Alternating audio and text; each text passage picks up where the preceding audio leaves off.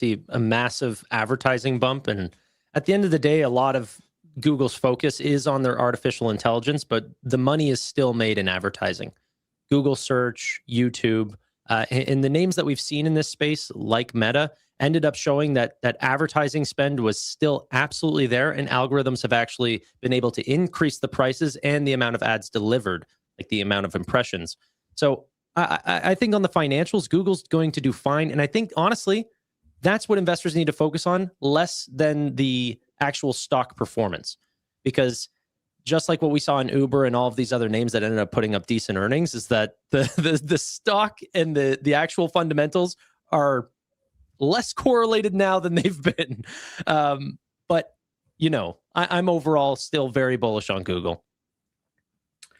The names that are green today, a lot of people are asking, where's the money going? The money is going into names like Nike, which is up 5% today, into names like J&J, into names like Verizon.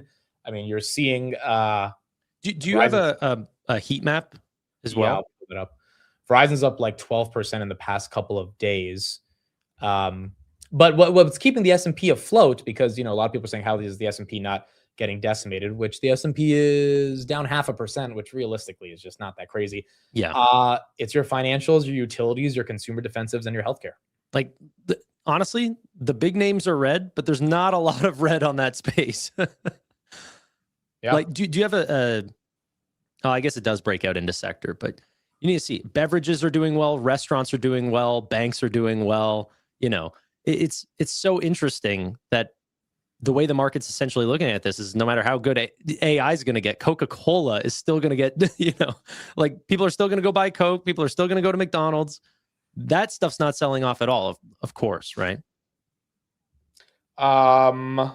In terms of the chat, 60% of people are saying pump, 40% of people are saying dump. So we got a 60-40 split right here on the pump and dump. Taylor, thanks for the super chat. I just don't get the cognitive dissonance of SaaS is dead from AI, and AI value is intangible, so therefore it's a bubble. Someone is wrong, or the answer is somewhere in between. That's exactly what Tanner said. Yeah, if AI is a bubble, then SaaS is not dead. If SaaS is dead, then AI is so important that the hyperscalers and the Nebiuses and all the different AI infrastructure names should be getting bid up like crazy, which is why this, like, again, in debate, we call this a double bind. You can't have it both ways. Either AI is a bubble and it's not going to commoditize ServiceNow and Salesforce. Those companies are down 30 to 40% from the highs. Or it will commoditize them because AI is so unbelievably important and these agentic frameworks are going to take over the world, which means we're going to need a lot more compute. And if the answer is not one or the other, then this has to be an indiscriminate form of selling that is based on illogical fears around the market, which means it should be an opportunity. But obviously it's tough to make that declaration. Aside from the sort of software fears, are you seeing anything in the macro that also is getting people a little bit anxious? I know Iran might be something that there's been some comments from Trump. I know that he had a very interesting call with Xi today that seemed very productive, but didn't move the market in the slightest. What's your take on that? I know you cover that much, more closely than myself. I'm seeing nothing in the macro. Nothing in the labor market, nothing in ISM, nothing in consumer confidence. I mean, absolutely nothing that would justify this type of a sell-off. But then again, it's not really a sell-off on the market. It's a sell-off on individual growth stocks. And so maybe that's detached from the macro, because some of these names that are trading at 300 times sales probably needed a breather. And that doesn't mean they can't come back with a ferocious rally, but at least in the short term, it seems like they are taking a bit of a breather. All right, folks, here we go. 10 seconds, and Google tends to be really quick after the bell. We'll see what we got Wednesday, February 4th. Thank you, everybody, for being here at 4 p.m. The stock market is now closed.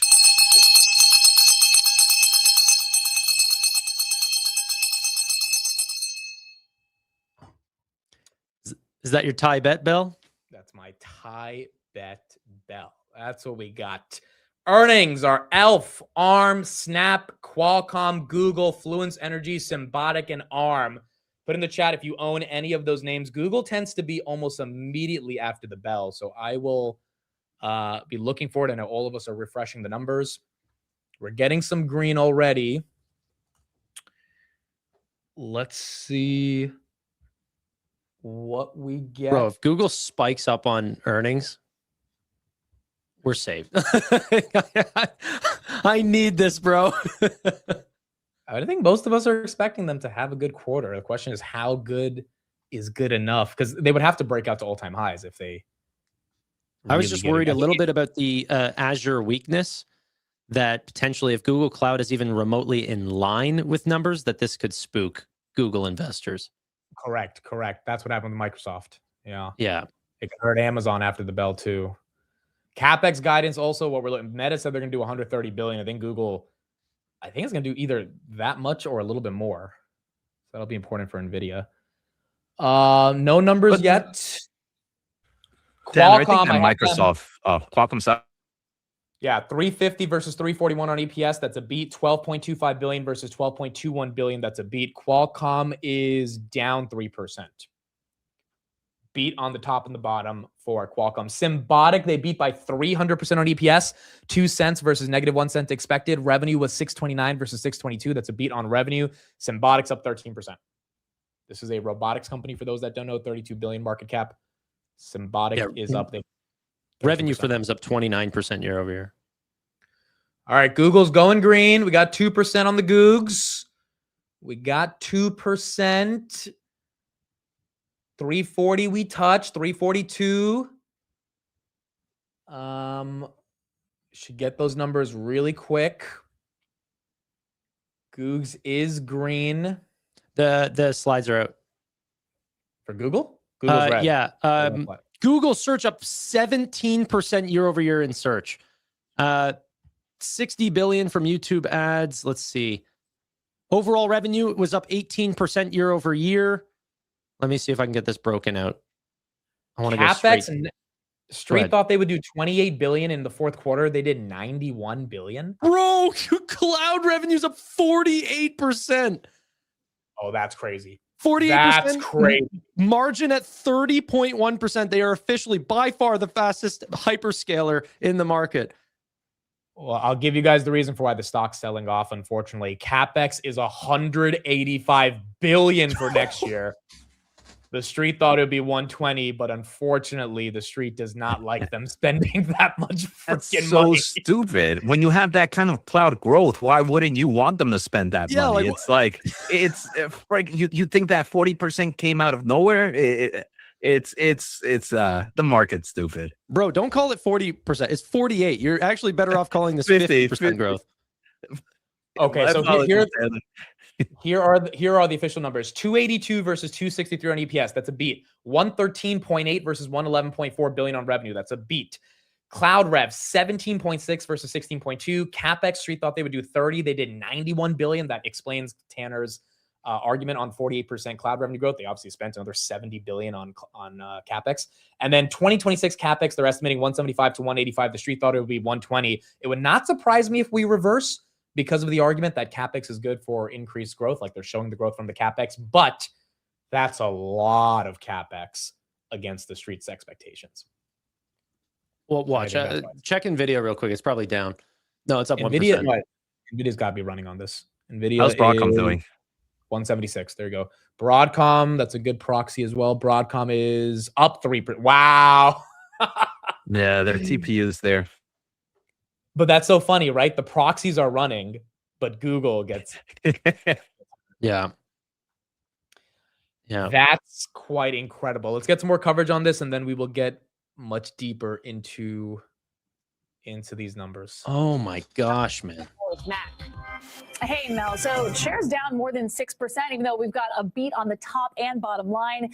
Adjusted EPS coming in at 282 versus the 263 the street was expecting to see. Revenue also beat at $113.8 billion versus a $111.4 billion estimate. I've also got a cloud revenue number for you there. It's a beat there, $17.7 billion versus $16.18 billion. This is what we were really looking at in the quarter. Capex spend has been up to $93 billion last quarter. We're going to see what that number is now, but they've been really going big on their cloud business, very much an underdog to Amazon and to Microsoft. I'm going to keep digging into these numbers. So shares still about 5.5% lower. See what's dragging down sentiment. Back to you guys. All right, Mac, thanks. Mackenzie Sagalos. ARM just got a nasty rug pull. We're going to get deeper into Google in a second, but ARM down 13%. Why wouldn't they be? Double beat. EPS was up 10% year over year. Revenue is up 26% year over year. Wow. 43 cents of EPS. They expected 41 cents. Beat by 5%.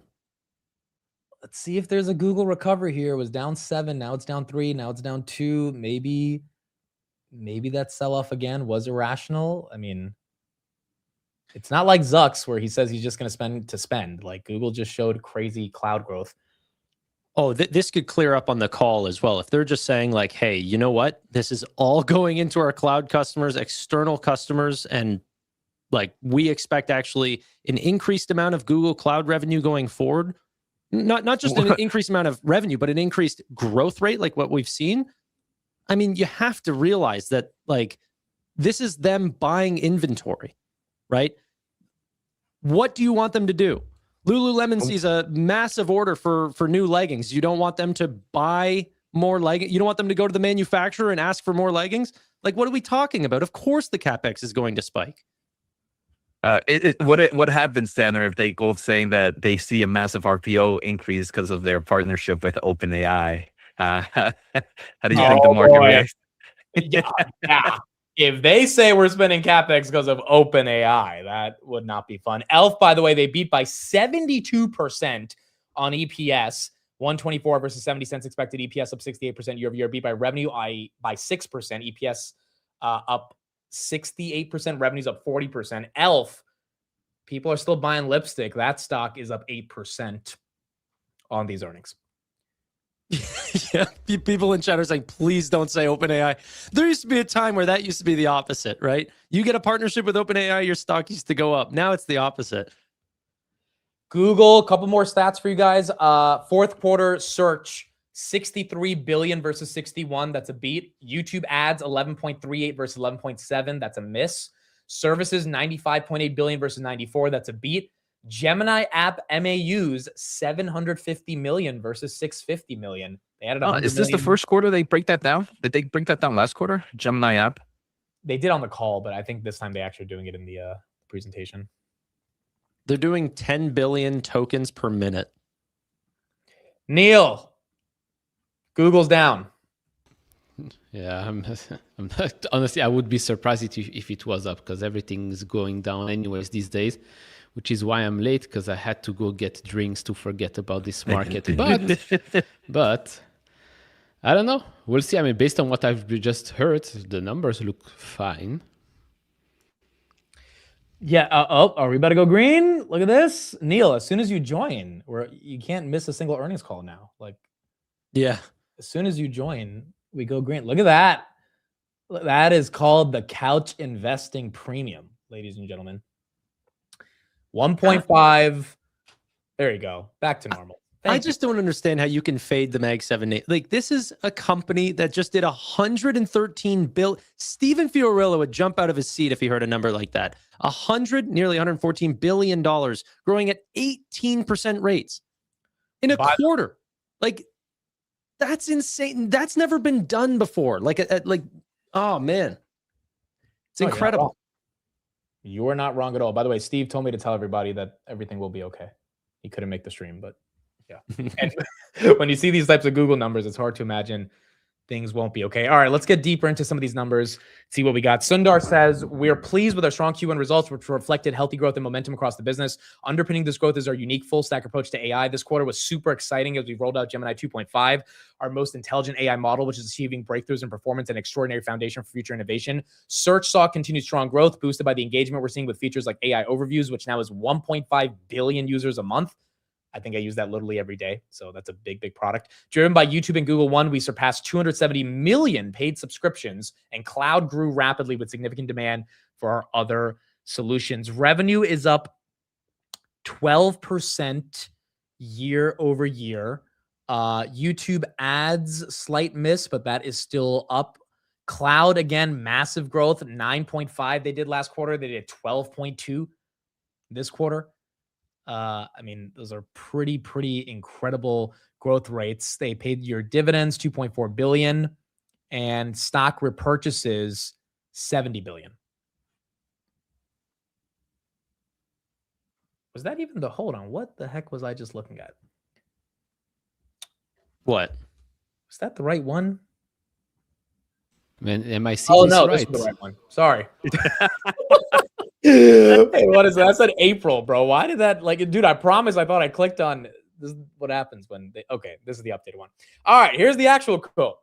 See, I want to go back to Liberation Day already. It was a tremendous quarter for Alphabet, and annual revenues exceeded $400 billion for the first time. The launch of Gemini 3 was a major milestone, and we have great momentum. Our first-party models like Gemini now process over 10 billion tokens per minute via direct API use by our customers. Gemini app is over 750 million monthly active users. This sounds like it makes more sense. We continue to drive strong growth across the business. YouTube's annual revenue surpassed 60 billion across ads and subscriptions. We now have 325 million paid subscriptions across consumer services, led by strong adoption for Google One and YouTube Premium. Google Cloud ended 2025 at an annual run rate of 70 billion. Considering Google was last behind Amazon and Microsoft, they are catching up pretty quick. We are raising our Capex to 185 billion as we're seeing our AI investments in infrastructure drive revenue and growth across the board.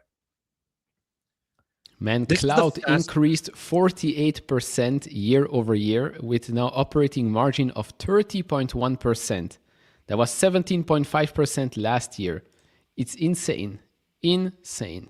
Yeah, this is the fastest the company has grown since March of 2022.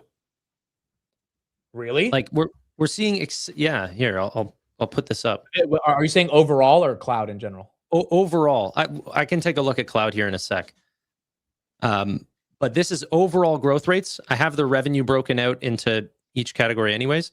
But the last time that we've grown at over 17% was back in March of 2022 at 23%. Wow. Okay. But cloud specifically, let's take all this off really quick. Google Cloud and growth rates. Yeah, dude, like I got to zoom out to look how fast they've grown like this. Last time that they grew this fast was June of 2021. This is accelerating. And look at how much revenue And they that was from generate. such a small base. What? I said, and that was from such a small base that when they saw that high growth, and now you see that nice harder comp right now, and they're still growing at crazy levels. Yeah, and you don't want them to spend on capital expenditures. Like, what does the market want them to do? Make it make sense, Tanner.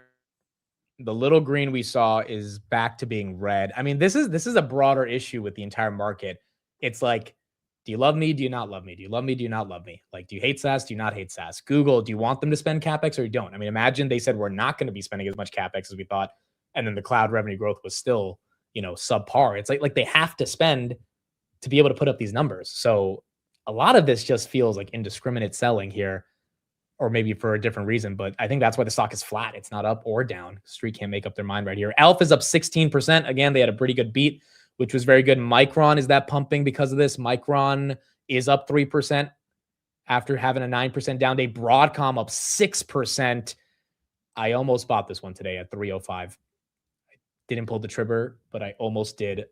Google, very bullish for Broadcom, as they are a big partner with TPUs. Actually, Amcor should get some benefit from this. Amcor's down after hours. Weird. Amcor usually pumps with Broadcom.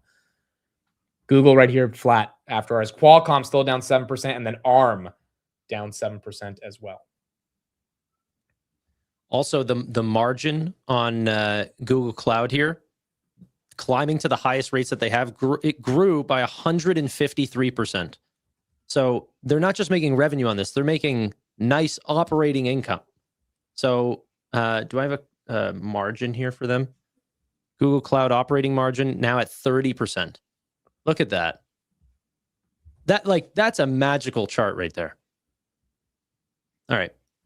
No, it's incredible. AMD as well is up about 1.4% after hours as well, based on. And yeah, Nvidia's trading at lower than a 25 forward PE ratio at these levels. I just don't know. They expected $120 billion in CapEx, less than that, 119.5, and now what they're going to see is 180 billion. Who do you think they're spending that with? Come on, Broadcom. Nvidia getting a little green after hours. Sam, your thoughts on this print? So, I mean, I thought Google Cloud was ridiculous.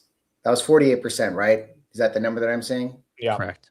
That's the print that I'm looking for. because that really helps with the Amazon thesis, helps with the cloud thesis. $180 billion of CapEx. Well, that's no joke. And then what they spent like $80 billion in CapEx last quarter. I don't know how you spend that much money, but it's making Meta look, it's making Mark Zuckerberg look like small fry at this point. I mean, you know, what were the expectations coming to earnings? They're pretty high. I'm surprised it's not down on this news because of that CapEx, but clearly it's not a problem. I think what we want to know is where's that backlog come from Google Cloud? If they say that's come from OpenAI, which I doubt it, that'll be fine. But if they say it's come from Anthropic, I think the stock is going back up. Now it's down 2%. That's a good point. If they say a lot of this is due to Anthropic spending with them, you know, maybe the street likes it. If they say it's OpenAI, Google down 2% right here. Jose, you have any thoughts on that? If they mention OpenAI here? I mean, I think they have that partnership with OpenAI. They have partnership with Anthropic, but I would guess most of their RPO would have to still be from internal Gemini solutions. So I think that's what they're doing. And if they're releasing more Gemini to the consumers, right? If they're starting to release more consumer products, you're going to see more cloud. So I'm going to guess is they can easily say it's purely just mainly Gemini, and then anything else is an additive to it. So it's OpenAI is additive, Anthropic is an additive, but I think they can push more the Gemini route is the one that's pushing some cloud demand there. Dude, free cash flow didn't even go down. That's wild, right? They put up $24.5 billion in free cash flow, which was more than last quarter, while spending nearly $5 billion more in CapEx. And that's I think that's the greatest argument to AI ROI. I mean, it's like you're spending this much money on ROI, but yet you're still spent on AI CapEx, but yet you're still seeing that free cash flow continue to be extremely healthy. That everybody, I mean, Jensen has said it. Once your GPUs turn on, it's a revenue driver, it's a money maker for you. And I think these numbers, Meta did the same thing, right? Meta had crazy CapEx and they still had crazy free cash flow. That's an easy indication that, look, this AI investment is providing the ROI that we need to buy more and more. I'm going to even sleep like a baby tonight. For the trailing 12 months, free cash flow is flat despite the huge increase in CapEx. Like for the trailing 12 months, it's flat, yet CapEx has exploded. This is magnifique. There's your CapEx right there. Again, they continue to spend at a pretty aggressive level, but they are putting up the growth to get there. Here is the ARM numbers as well. Case of where the guide just isn't enough. We're seeing an EPS and a revenue beat for the third quarter. So earnings per share 43 cents on revenues of $1.24 billion. Ben just talked about, you know, if they guide up, investors will forgive. Well, it seems like that's not the case right now because shares are down 7% and ARM did guide a little higher. Q4 EPS of the midpoint was 58 cents. The street wanted 57 cents. So really only a 1 cent difference. Q4 revenue guide, $1.47 billion. The street was at 1.44 billion. There is a 19-page shareholder letter. I was trying to skim right now. In that shareholder letter, they said there's strong momentum for AI across every layer of the AI stack from edge to cloud. They said they're going to be separating their business into edge AI, which is smartphones, IoT, physical AI, so auto and robotics, and then cloud AI. And then one line stood out. They said that, you know, with AI, workloads are constantly running, especially with agentic AI, and they're going to be power constrained. They're arguing that's where CPUs will be in top demand. These are central processing units that ARM specializes in, that Intel specializes in, that AMD specializes in. But nonetheless, really, it's another story of just the guide not being high enough for this market. Shares down 8.5%, guys. I think the most important news of the day, everybody, is really not about Google. Snapchat made some money for the first time. 3 cents of EPS versus expectations of losing 3 cents. They beat by 200%. Snapchat is finally profitable. No, something's got to be wrong. Business. Can you refresh it, please? Something's wrong. Snapchat made money? Wow. Is it real money or fake money? I don't know that much yet. The stock's up 3%, fell below $6 today. But if it's real, if it's actually operating income, then maybe it's it's growing up as a company.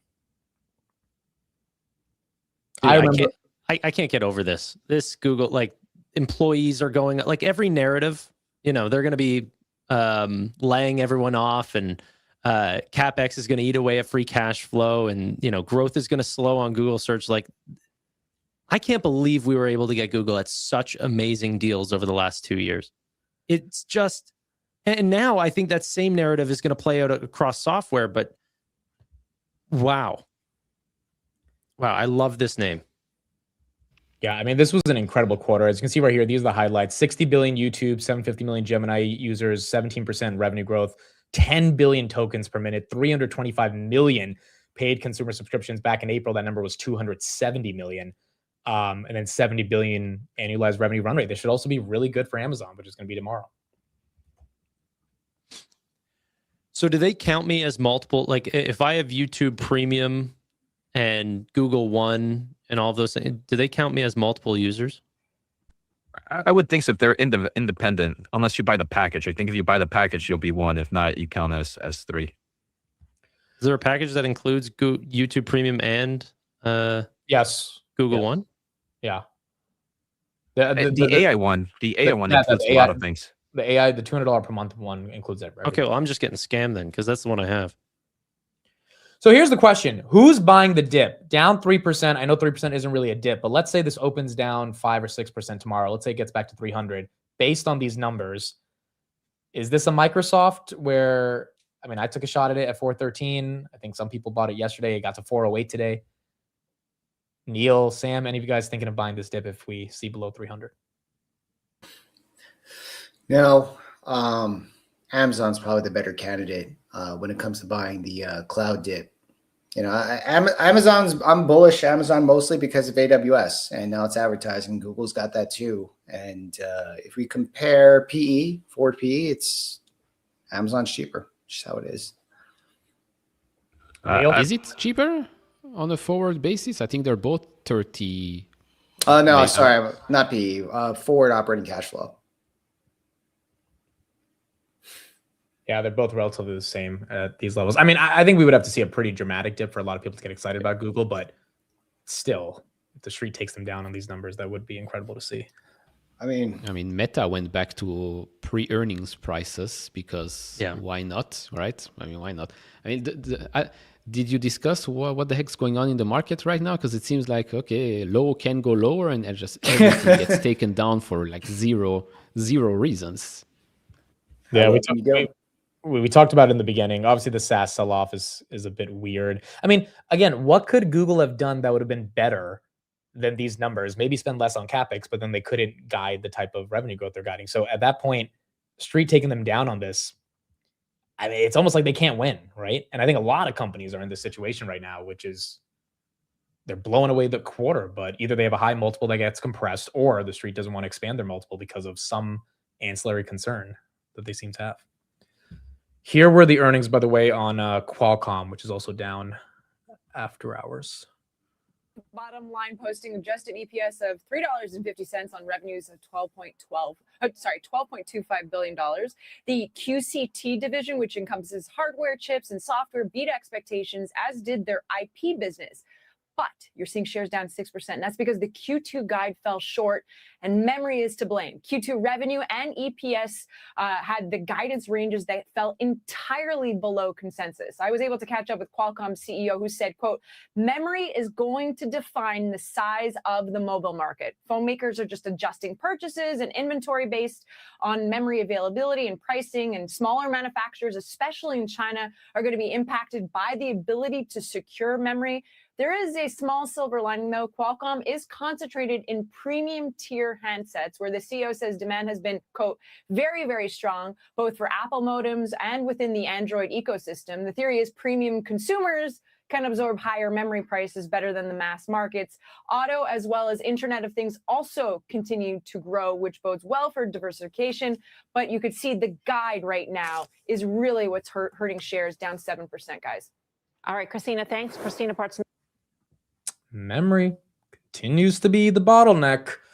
Tanner, are you seeing any red flags in this quarter at all? We got the call in about 5 minutes. The only thing that we have to wait for, it's December, so we don't know, paid clicks change, cost per click change, impressions, any of these things. Most times they talk about that on the call, so that'll be interesting to hear about. And then revenue backlog. So the one thing that was very important last quarter was the massive spike up in revenue backlog. Now, Microsoft just ended up showing off a big increase as well, but it was mainly driven by OpenAI. So then the market just faded all that excitement. But last revenue backlog that they ended up showing was up 81% year over year. I'm interested to see if that growth continues to climb. You know, we've seen from Microsoft, Oracle, any company that's been dealing with OpenAI that, you know, backlogs have just skyrocketed. So I'm curious to see what they say for Q4. But the reason why we don't have that number yet is it usually drops in the call, or we have to wait for the 10Q or 10K this time. Agreed. I also want to warn people we will be watching the call, but the first 25 minutes are very boring for this call. Like Google literally reads every single number that they report, almost like on the 8K or something. So it's going to be a while until we get into Q&A, and that's when it'll get better. But I mean, look, each executive should be coming into this call feeling pretty damn bullish about the numbers they put up. That Capex guide, they're just going to have to explain why. But this is not like Zuck's where he has to paint some story about, well, maybe the metaverse. And like no, we're spending it on cloud because we're growing cloud 50%. Like, it's not that hard to understand why we're spending this money. And I think that might be enough. Oh, ENS. Did you show ENS showed off earnings? Yeah. Oh, they had earnings today? No, yeah. And Nurses just showed off earnings. 6% down. Revenue up 1% year over year. Adjusted EPS actually beat, but down 11% year over year. They were expecting negative 272. They got, they were expecting $2.72. They got $2.77. Gross margins are down. The guide doesn't look super great.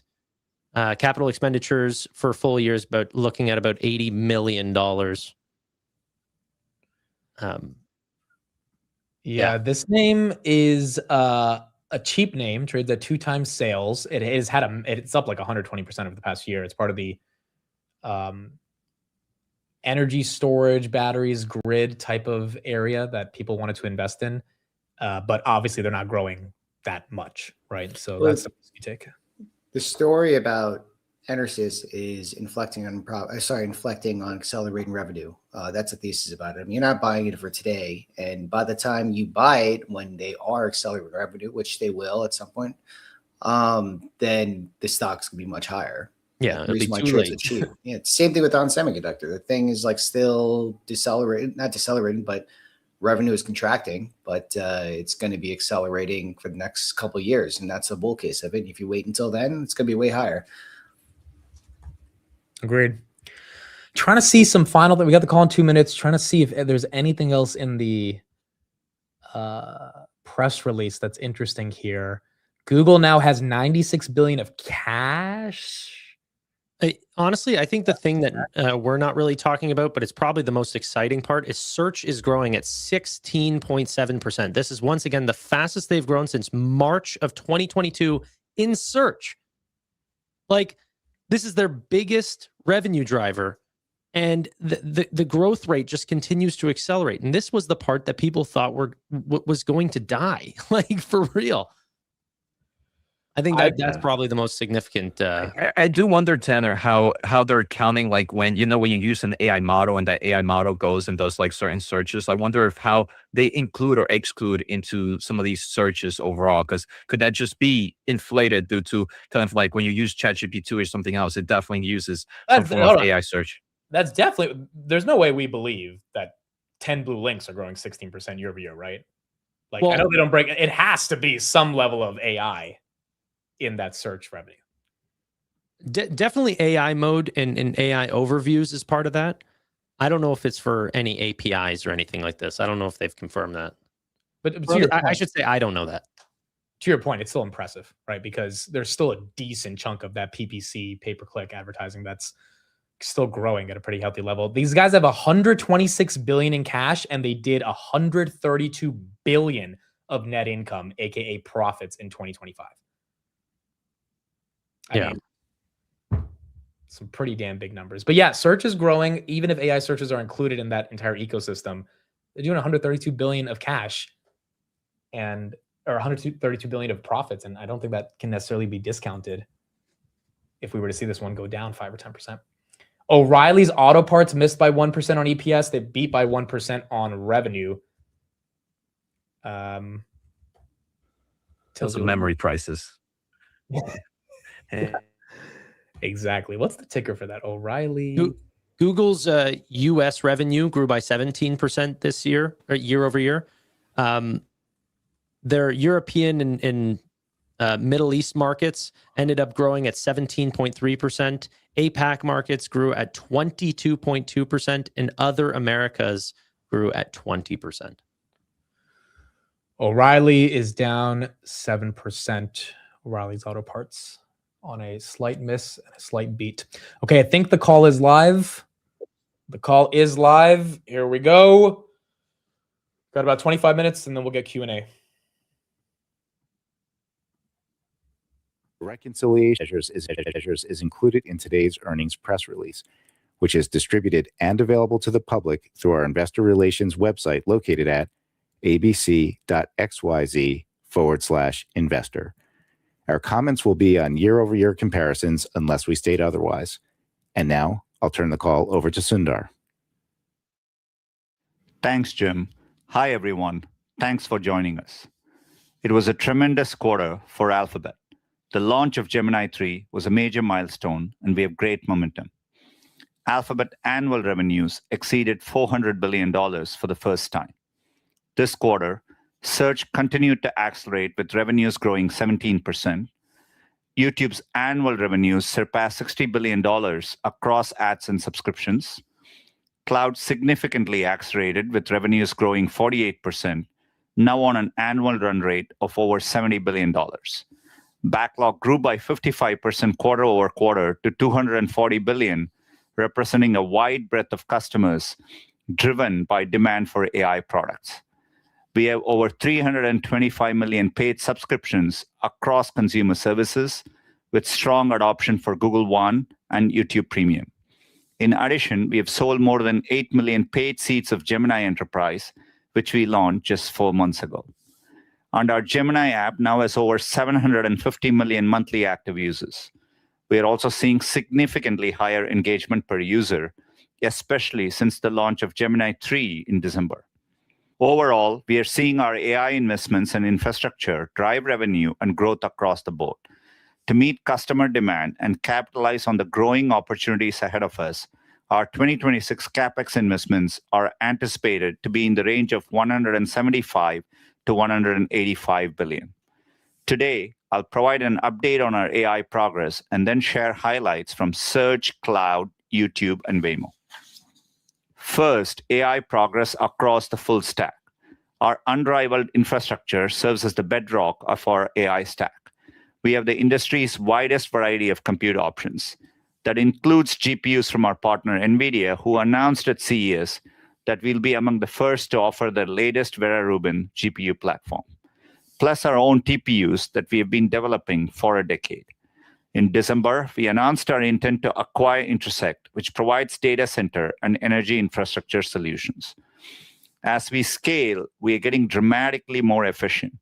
We were able to lower Gemini serving unit costs by 78% over 2025 through model optimizations, efficiency, and utilization improvements.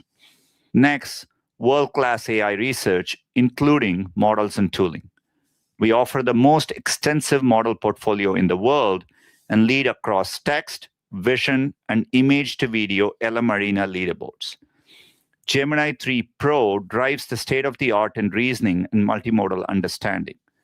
It has seen the fastest adoption of any model in our history. Since launch, Gemini 3 Pro has consistently processed 3 times as many daily tokens on average as 2.5 Pro. Our latest model powers Google Antigravity, our new development platform where agents can autonomously plan and execute complex software tasks. It already has more than 1.5 million weekly active users after launching just over 2 months ago. Our first-party models like Gemini now process over 10 billion tokens per minute via direct API used by our customers, up from 7 billion last quarter. Third, bringing AI to our products and platforms. We are shipping innovation at scale to bring helpful AI features to people everywhere. In January alone, we have launched personal intelligence in AI mode in search and the Gemini app, introduced new features to Gmail and updated Veo, reimagined Chrome as an AI-first agentic browser through features like Chrome Auto Browse, announced Project Genie, which lets users create and explore interactive worlds generated in real time using Genie 3, our general-purpose world model. And we laid the groundwork for shopping in the AI era by introducing a new open standard for agentic commerce, the Universal Commerce Protocol, built alongside many retail industry leaders. Finally, from Android to Pixel, we are getting our best AI capabilities into people's hands.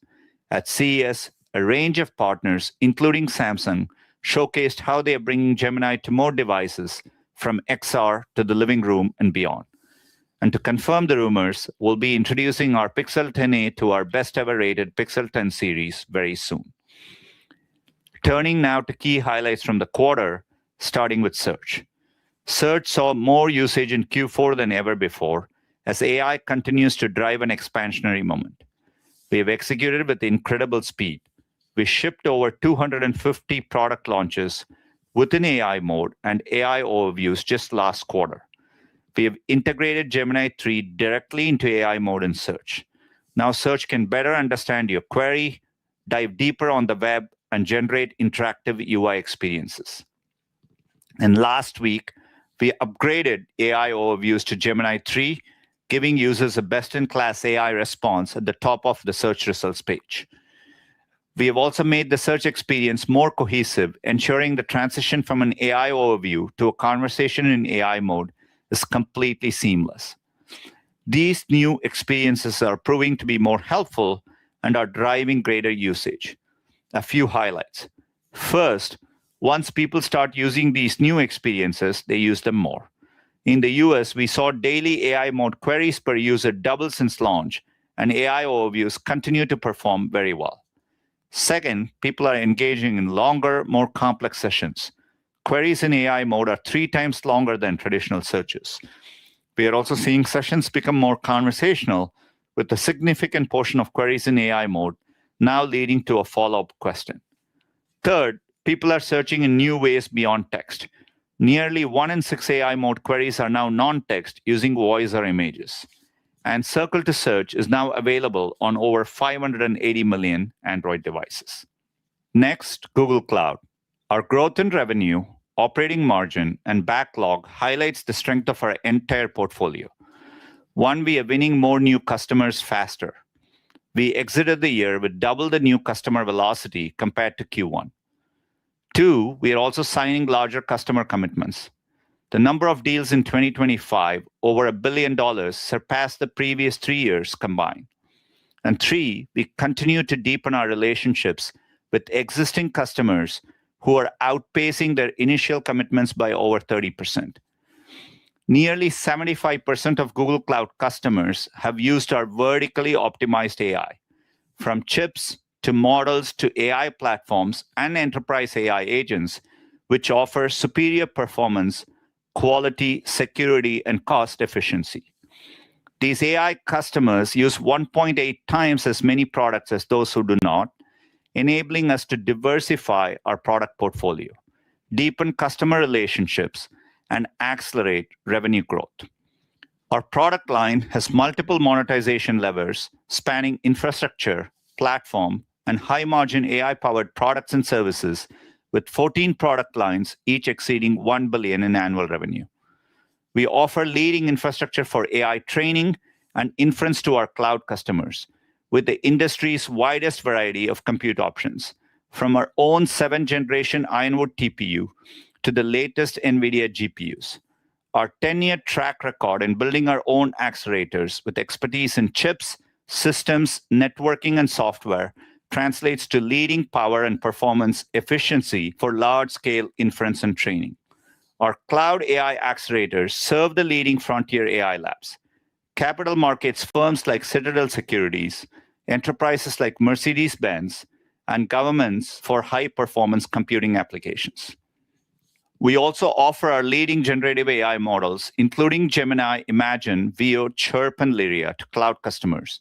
In December alone, nearly 350 customers each processed more than 100 billion tokens.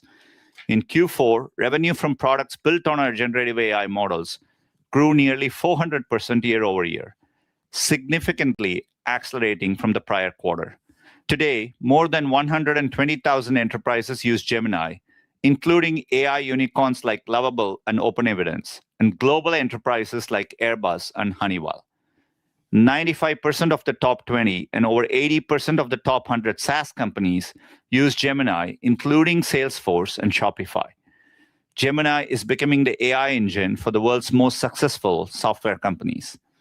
Leading enterprises are also driving strong demand for our enterprise AI agents. We have sold more than 8 million paid seats of Gemini Enterprise, our enterprise AI platform, to more than 2,800 companies, including BNY and Virgin Voyages, to streamline knowledge management and automate processes. Gemini Enterprise managed over 5 billion customer interactions in Q4, growing 65% year over year, for customers including Wendy's, Kroger, and Woolworths Group. Our integration of Gemini in Google Workspace is driving wins with global brands like Schwartz Group and public sector organizations like the U.S. Department of Transportation. We are also seeing momentum with independent software vendors. Revenue from AI solutions built by our partners increased nearly 300% year over year, and commitments from our top 15 software partners grew more than 16x year over year. Before moving on, I'm pleased that we are collaborating with Apple as their preferred cloud provider and to develop the next generation of Apple Foundation models based on Gemini technology. Up next, YouTube. I want to highlight 4 points. First, streaming. In the living room, YouTube continues to be the #1 streamer in the US for nearly 3 years, according to Nielsen.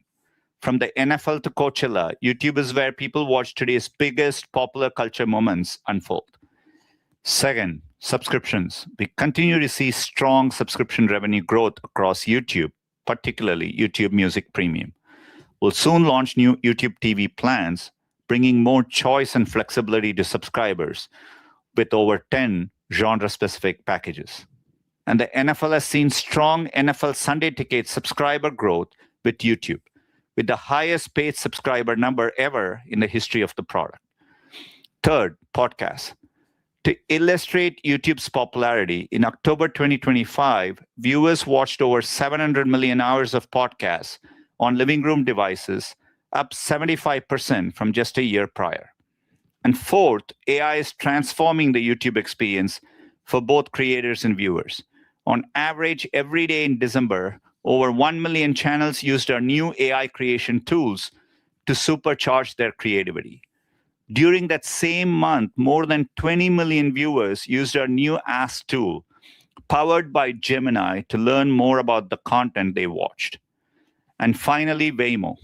This week, Waymo raised its largest investment round to date and is well positioned to continue its momentum with safety at the core. In December, we surpassed 20 million fully autonomous trips and are now providing more than 400,000 rides every week. Waymo continues to expand its service territory. Its sixth market, Miami, launched 2 weeks ago, and Waymo will soon expand its service to multiple cities across the US and in the UK and Japan. The team has made incredible progress on important capabilities, including opening up public service to airports and freeways. In closing, 2025 was a fantastic year for the company. A big thanks to our employees and partners worldwide. We are really well positioned going into 2026. Now, over to Philip. Thanks, Sundar, and hello, everyone. I'll cover performance for Google services for the quarter, then structure the rest of my remarks around the great progress we're delivering across search, YouTube, and partnerships. Google services revenues were $96 billion for the quarter, up 14% year on year, primarily driven by accelerated growth in search. Adding some further color to our results. The 17% increase in search and other was led by broad strength across all major verticals, with retail particularly strong. On YouTube, the 9% growth in advertising revenues was driven by direct response. Network advertising revenues were down 2% year on year this quarter.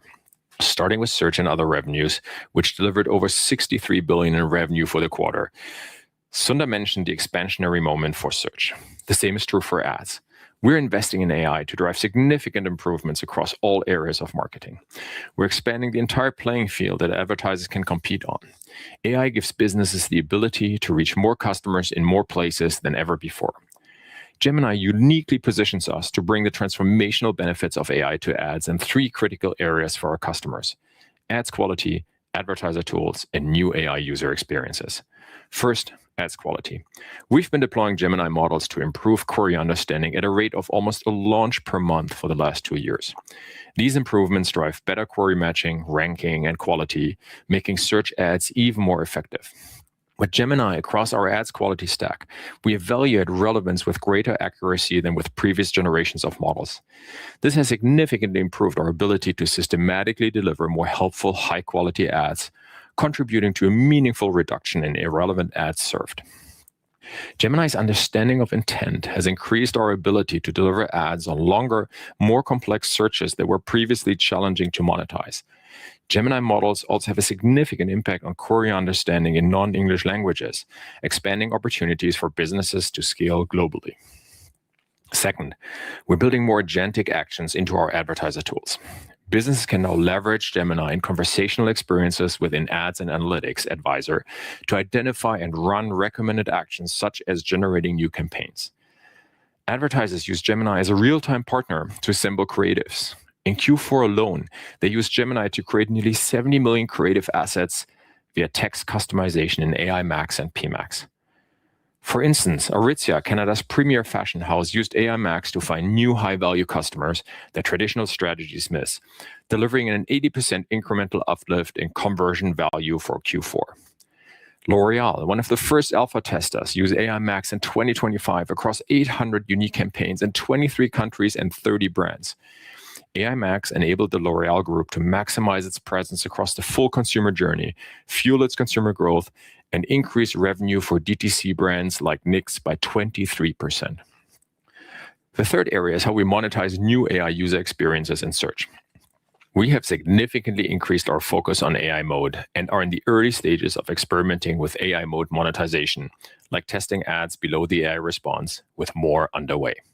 For example, we announced direct offers, a new Google Ads pilot, which will allow advertisers to show exclusive offers for shoppers who are ready to buy directly in AI mode. This new type of sponsored content uses AI to match the right offer provided by the retailer to the right user. As Sundar mentioned, we are building the era of agentic commerce and working with our partners to introduce the Universal Commerce Protocol in our consumer products and across the web. We've received tremendous feedback from the industry. Soon, people can use a new checkout experience to buy directly in AI mode and Gemini from select merchants. Turning now to YouTube, which remains the #1 streamer in the US for nearly 3 years, according to Nielsen. YouTube creators are providing an unmatched breadth of content. Our investment in AI innovation across creativity, viewing experience, and monetization continues to pay off. We're seeing strong traction in our subscription business, are innovating to meet consumers where they are. We added a new sports tier for YouTube TV at a lower price point. YouTube Premium Lite is proving to be a popular choice.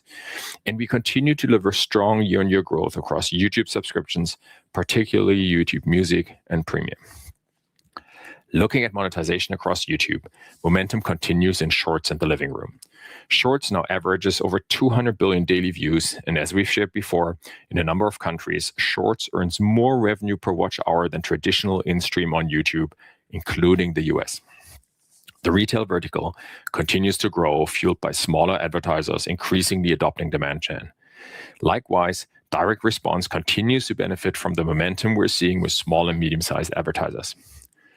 Viewers trust product and brand recommendations from YouTube creators, and we're focused on making YouTube a premier shopping destination.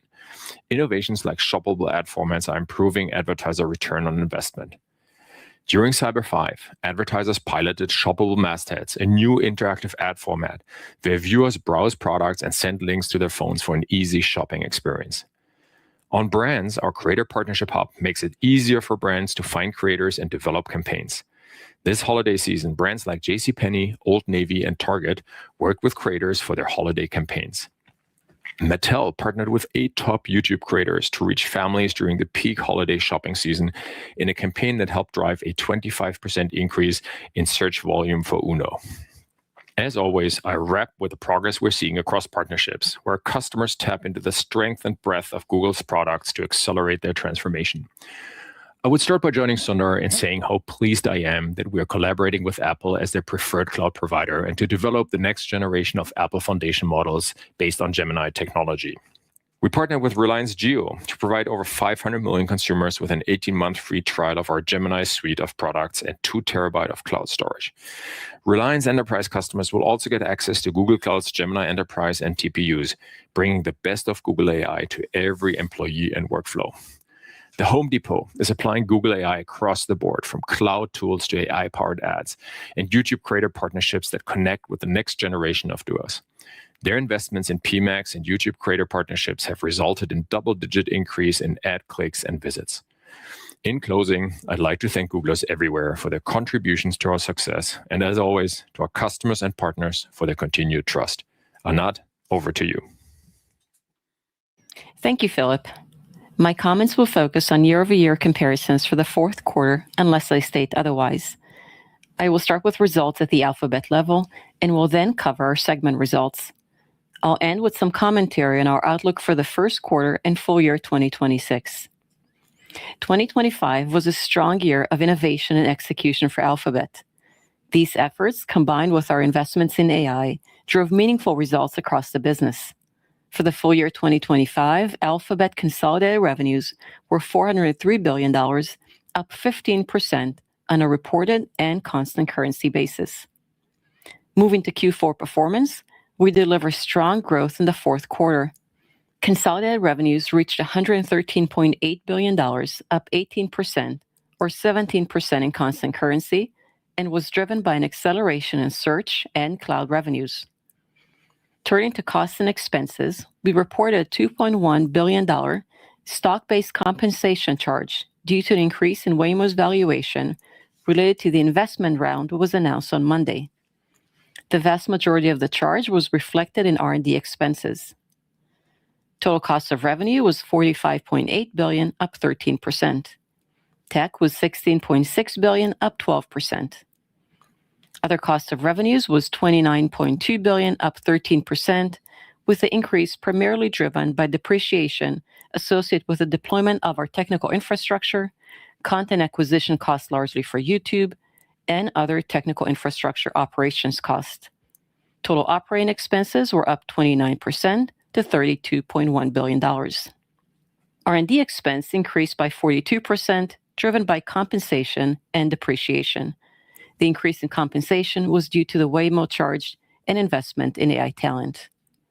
Sales and marketing expenses were up 12%, primarily driven by marketing investments to support the Gemini app and search. And G&A expenses increased 21%, primarily due to a shift in timing of our charitable contributions. Operating income increased 16% to $35.9 billion, and operating margin was 31.6%. Both operating income and operating margin were negatively impacted by the $2.1 billion Waymo charge in the quarter. Other income and expenses was $3.2 billion, primarily due to unrealized gains in our non-marketable equity securities portfolio. Net income increased 30% to $34.5 billion, and earnings per share increased 31% to $2.82. We generated record operating cash flow of $52.4 billion in the fourth quarter and $164.7 billion for the full year. This translated into $24.6 billion of free cash flow in the fourth quarter and $73.3 billion for the full year. We ended the quarter with $126.8 billion in cash and marketable securities and $46.5 billion in long-term debt. Turning to segment results, Google Services revenues increased 14% to $95.9 billion, reflecting strong growth in search and subscriptions. Google Search and other advertising revenues increased by 17% to $63.1 billion, representing another strong quarter with continued growth across all major verticals, with the largest contribution from retail. YouTube advertising revenues increased 9% to $11.4 billion, driven by direct response advertising. Results were negatively affected from the lapping of the strong spend on U.S. election in the fourth quarter of 2024 that we've mentioned on previous earnings calls. Network advertising revenues of $7.8 billion were down 2%. Subscription platforms and devices revenues increased 17% this quarter to $13.6 billion due to strong growth in YouTube subscriptions, particularly YouTube Music and Premium, and growth in Google One, which benefited from increased demand for AI plans. Google Services operating income increased 22% to $40.1 billion, and operating margins was 41.9%. The Google Cloud segment delivered outstanding results in the fourth quarter as the business continued to benefit from strong demand for enterprise AI products. Cloud revenue accelerated meaningfully and were up 48% to $17.7 billion. Revenues were driven by strong performance in GCP, which continued to grow at a rate that was much higher than Cloud's overall revenue growth rate. As Sundar noted, we're driving performance through strong growth in the win rate of new customers, signing larger customer commitments, and increasing spend with existing customers. GCP's performance was driven by accelerating growth in enterprise AI products, which are generating billions in quarterly revenues. We had strong growth in both enterprise AI infrastructure driven by deployment of TPUs and GPUs, and enterprise AI solutions, which benefited from demand for our industry-leading models, including Gemini 3. Core GCP was also a meaningful contributor to growth due to strong demand for infrastructure and other services, such as cybersecurity and data analytics. We also had double-digit growth in Workspace, driven by an increase in average revenue per seats and the number of seats. Cloud operating income was $5.3 billion, more than doubling year over year, and operating margin increased from 17.5% in the fourth quarter of last year to 30.1%.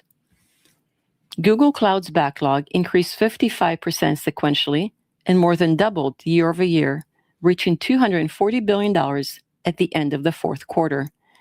The increase in backlog was driven by strong demand for our cloud products, led by our enterprise AI offerings from multiple customers.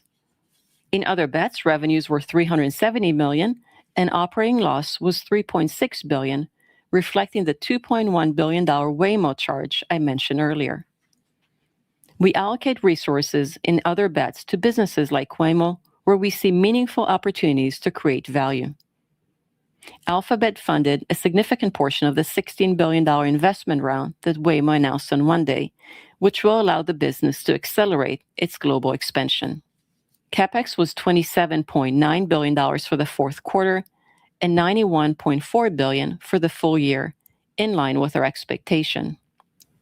The vast majority of our Capex was invested in technical infrastructure, with approximately 60% of that investment in servers and 40% in data centers and networking equipment. In Q4, we returned capital to shareholders through $5.5 billion of share repurchase and $2.5 billion of dividend payments. Turning to our outlook, I would like to provide some commentaries on factors that will impact our business performance in the first quarter and full year 2026. First, in terms of revenues, we're pleased with the overall momentum of the business. At current spot rates, we would expect to see an FX tailwind to our consolidated revenues in Q1. However, the volatility in exchange rates could affect the impact of FX on Q1 revenues. In Google Services, we expect growth to be driven by ongoing innovation in the user experience, as well as improved ROI for advertisers, keeping in mind the normal seasonal pattern for advertising revenue. In Google Cloud, we're seeing significant demand for our products and services, which we expect to continue to drive strong growth despite the tight supply environment we're operating in. Moving to investments, the investment we have been making in AI are already translating into strong performance across the business, as you've seen in our financial results. Our successful execution, coupled with strong performance, reinforces our conviction to make the investments required to further capitalize on the AI opportunity. For the full year 2026, we expect Capex to be in the range of $175 billion to $185 billion, with investments ramping over the course of the year. We're investing in AI compute capacity to support frontier model development by Google DeepMind, ongoing efforts to improve the user experience and drive higher advertiser ROI in Google services, significant cloud customer demand, as well as strategic investments in other bets. Keep in mind that the availability of supply, pricing of components, and timing of cash payments can cause some variability in the reported Capex number. In terms of expenses, as we've discussed on previous calls, the significant increase in our investments in technical infrastructure will continue to put pressure on the P&L in the form of higher depreciation expense and related data centers operations costs such as energy. In 2025, depreciation increased by nearly $6 billion, or 38%, from $15.3 billion in 2024 to $21.1 billion in 2025. Given the increase in our Capex investments in recent years, we expect the growth rate in 2026 depreciation to accelerate in Q1 and meaningfully increase for the full year. We're also planning to continue hiring in key investment areas such as AI and cloud. In 2025, our teams delivered amazing innovation, executing with a high level of discipline and velocity. These efforts provided great experiences for consumers and outstanding performance for creators, partners, and enterprise customers, driving strong revenue growth. I want to take this opportunity to thank our employees for their contribution to this impressive performance. Now, Sundar, Philip, and I will take your questions.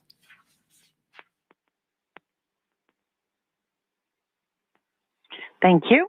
As a reminder, to ask a question, you will need to press star one on your telephone. To prevent any background noise, we ask that you please mute your line once your question has been stated. And your first question comes from Brian Nowak with Morgan Stanley. Your line is now open. Thanks for taking my questions. I have two, one on Agentic, one on YouTube. The first one on Agentic, Sundar, I'd be curious to hear about, as you look back at 2025, where do you think you made the most progress on new types of Agentic commerce products? And then looking into 26, where are you most optimistic to sort of have even more progress and utility for users and your advertisers? And the second one is on YouTube. You know, we've seen a lot of the new content creation models like Genie, et cetera. Walk us through sort of the Alphabet long-term vision for how Genie and some of these content creation tools could be integrated into YouTube over time. Great, thanks. Thanks, Brian. First, maybe I'll take the agentic part first.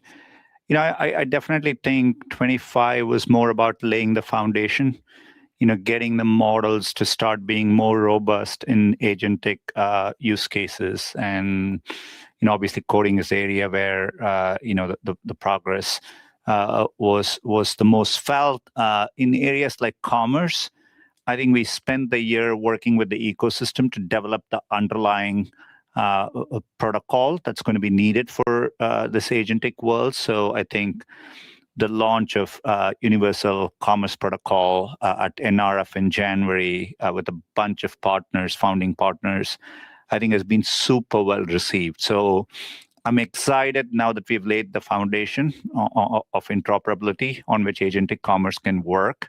And now we are integrating those experiences into Gemini, AI mode, and so on. So I think this is the year where you will see consumers actually being able to use all of this, and I'm excited about the opportunity ahead. On YouTube, look, super excited by Genie. I'm blown away by, you know, spent a lot of time creating this incredible worlds.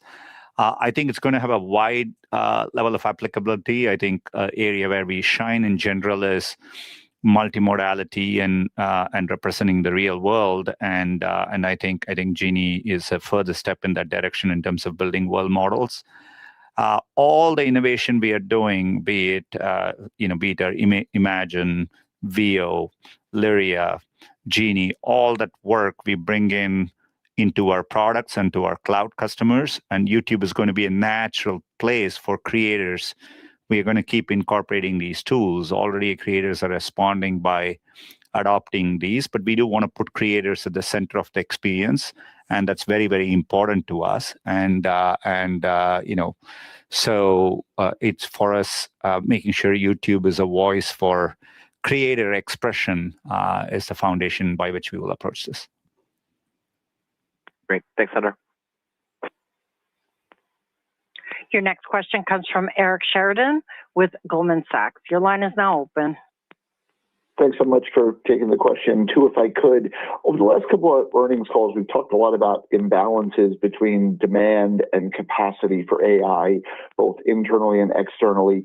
With the step function change in absolute capital dollars you're projecting now in 26, can you talk about the pathway to closing the gaps for the need for compute, both internally and externally, and how to think about some of the outputs of closing that gap as the year progresses?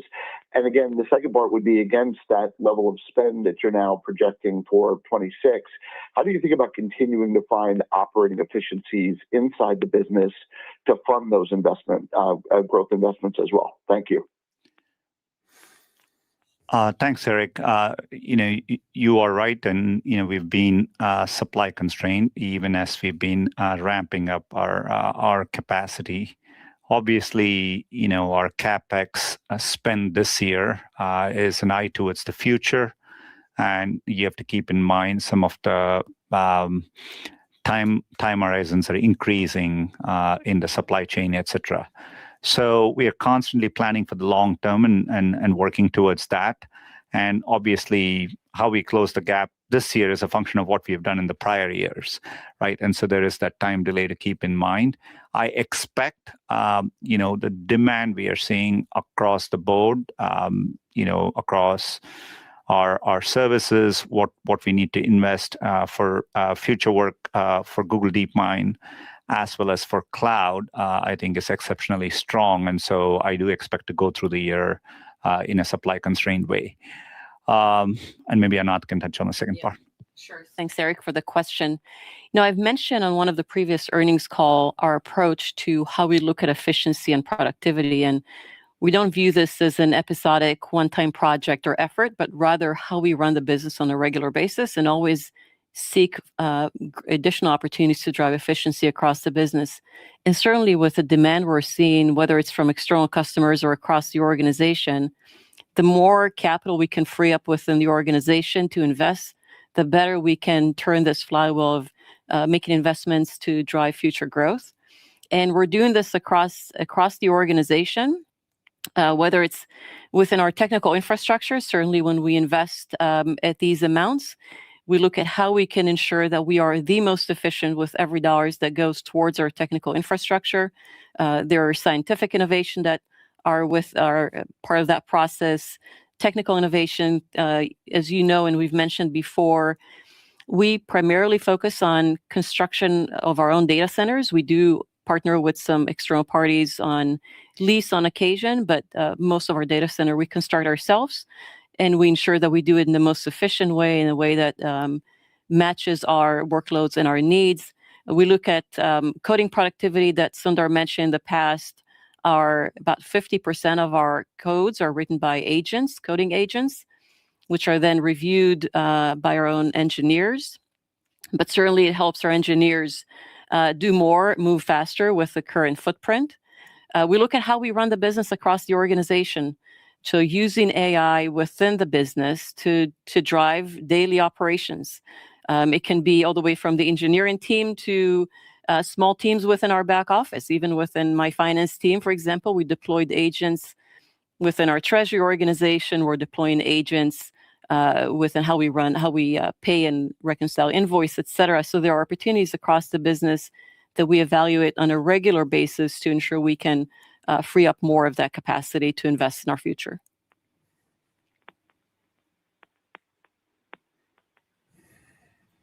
Your next question comes from Doug Anmuth with JP Morgan. Your line is now open.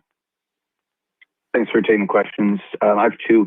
Over the last couple of years, we've seen considerable large language model leapfrogging, and many expect that to continue. What are the ways that Google can build and maintain its Gemini position around data and distribution and product integration?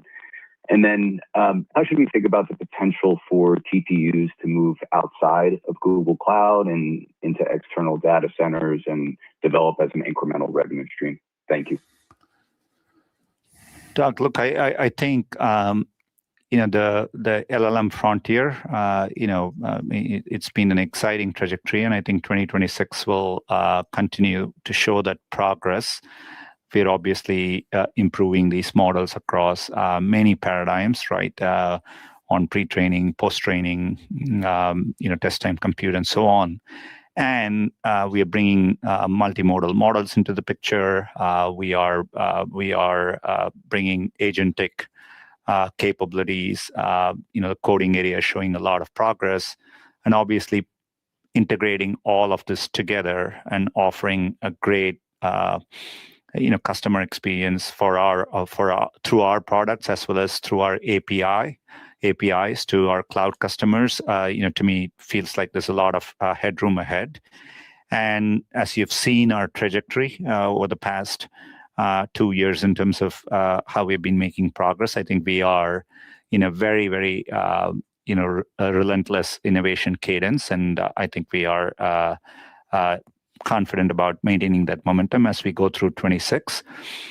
In terms of TPUs, I would think about it as it's reflected in our overall part of what makes Google Cloud an attractive choice is the wide choice of accelerators we bring to bear here, and we meet customers in terms of what their needs are and the choice, as well as other things we bring as part of Google Cloud, the end-to-end efficiencies in our data centers. All of that comes to bear, and that's what you see in the strong momentum in Google Cloud.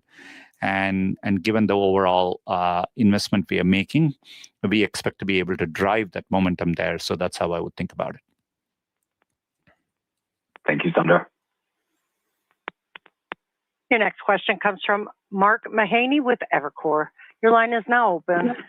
Thanks. 2 questions. One, could you just comment a little bit on the YouTube ad revenue, that 9% year-over-year growth? It sounded like direct response was good, and it sounded like from search that retail came in relatively strong. So it's a little surprising that didn't kind of come through in the YouTube ads revenue growth. And then Sundar, can I ask you to try to get ahead of a debate in the market, which is there's kind of maybe at a DeepSeek moment again. You talked earlier about Gemini being the AI engine for some of the most successful software SaaS companies out there in the world, and it just seems like there's a market belief that these software companies are kind of losing seat power, losing pricing power, and it looks like it'd be a really terrible customer base. I can't imagine that that's actually going to happen, but could you just talk about it? You're at the forefront of AI and the impact that that's having on software companies. Why wouldn't that be, or why would it be undermining the economics of your large software SaaS company base? Thanks. So, Mark, first of all, thank you for the question. For the full year 2025, our YouTube's annual revenue surpassed $60 billion across ads and subscription. In Q4, YouTube ads was driven indeed by strong growth and direct response. On the brand side, as Anat shared, the largest factor negatively impacting the year-over-year growth rate was lapping the strong spend on US elections. We also saw a slight impact in some other brand-related verticals. But taking a step back, I think it's important to think about YouTube ads and subs holistically, because when a user shifts from being an ad-supported user to YouTube Music and Premium customer, it has a slightly negative impact on YouTube ads revenues, but a positive impact on our business. And we had strong revenue growth in YouTube subscriptions this quarter, particularly in the YouTube Music and Premium category. Maybe the interesting part is what we're actually excited about, our roadmap in brand, the opportunity on connected TVs, more innovative ad formats. For example, the shoppable mastheads I spoke about earlier that we piloted during Cyber 5. We're working really, really hard to further connect brands and creators, scaling sponsorships, and enabling advertisers to showcase their products, their services during high visibility spotlight moments. We continue to expand the functionality of the Creator Partnership Hub, making it a lot easier for brands to actually find creators and develop campaigns. We're heavily focusing on brand deals, on measurement efforts. So there's a lot of interesting work in the pipeline. And on top of that, we actually see opportunity also for upside with performance advertising. There's a lot of momentum with demand gen adoption across small and medium advertisers. We're also excited about the opportunity for continued ads innovation and direct response, like, for example, shoppable formats, including in the living room, which is then helping drive strength in retail, the continued momentum in shorts, and so on. So overall, we're quite excited. Yeah. Great. And Mark, on in terms of Gemini adoption and how what this moment means for SaaS, etc. Look, at least from my vantage point, I definitely see we have very, very good SaaS customers who are leaders in their respective categories. And what I see the successful companies doing is they are definitely incorporating Gemini deeply in critical workflows, be it on improving their product experience and driving growth, or using it to drive efficiency within their organizations. And I think it is an enabling tool, just like it has been an enabling tool for us across our products and services, be it search, YouTube, etc. I think the companies who are seizing the moment, I think, have the same opportunity ahead. And at least we are excited about the partnerships we have there, and the momentum. If I look at it in terms of their tokens usage, etc., the growth has been very robust in Q4. Thank you. Your next question comes from Mark Shmulik with AllianceBernstein. Your line is now open. Yes, thanks for taking the questions. Two, if I may. The first for Anat is, can you talk a little bit more about the relationship between investment levels and how you kind of expect core performance to trend?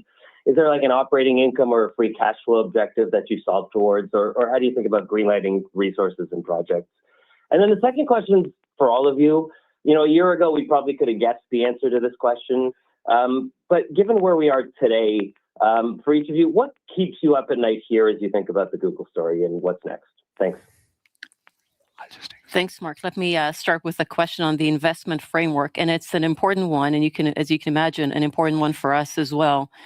We have a highly rigorous framework that we use internally, where we look at all the needs for investment, whether it's from our own organization or from external customers, and have an estimate of what that investment could potentially yield, obviously not just near term, but long term as well. So we take that into consideration when we make the following decision. The first one is the total investment that we make across the company. This was, for example, in 2025, the $91 billion we invested in Capex, and our estimate for Capex investment this year. So what's the total envelope that we want to invest to ensure that we can drive both near-term and long-term growth for the company? And then the second way we use that framework is to just allocate these funds across the organization, determine where we should make these investments. And throughout the year, as you can imagine, we always look to understand where things are moving, whether it's the external dynamics or internal dynamics. And I've mentioned some of the supply chain pressures we're seeing externally. So we look at this with a highly rigorous framework to make sure that we're making the right decision. It was exciting to see the fact that we're already monetizing, and you saw it in the results that we've just issued this quarter, the investments that we've made in AI. It's already delivering results across the business. I know in cloud, it's very obvious external, but you've heard the comments on the success we're seeing in search, the comments from Sundar and from Philip, and then the frontier model development that really serves as the foundation for the organization. We then also look at just the cash flow generation, the health of our financials and the balance sheet. That's important as well. So we take that into consideration when we make the decision about the overall level of investment. We want to make sure we do it in a fiscally responsible way, and that we invest appropriately, but we do it in a way that maintains a very healthy financial position for the organization. And yeah, maybe I can answer on what keeps us up at night. Look, I think overall we've been on this AI first trajectory for over a decade now, and it's what we've been methodically thinking our way through. It's the reason why we've been working on TPUs for over a decade, as an example. But I think specifically at this moment, maybe the top question, is definitely around compute capacity, all the constraints, be it power, land, supply chain constraints. How do you ramp up to meet this extraordinary demand for this moment?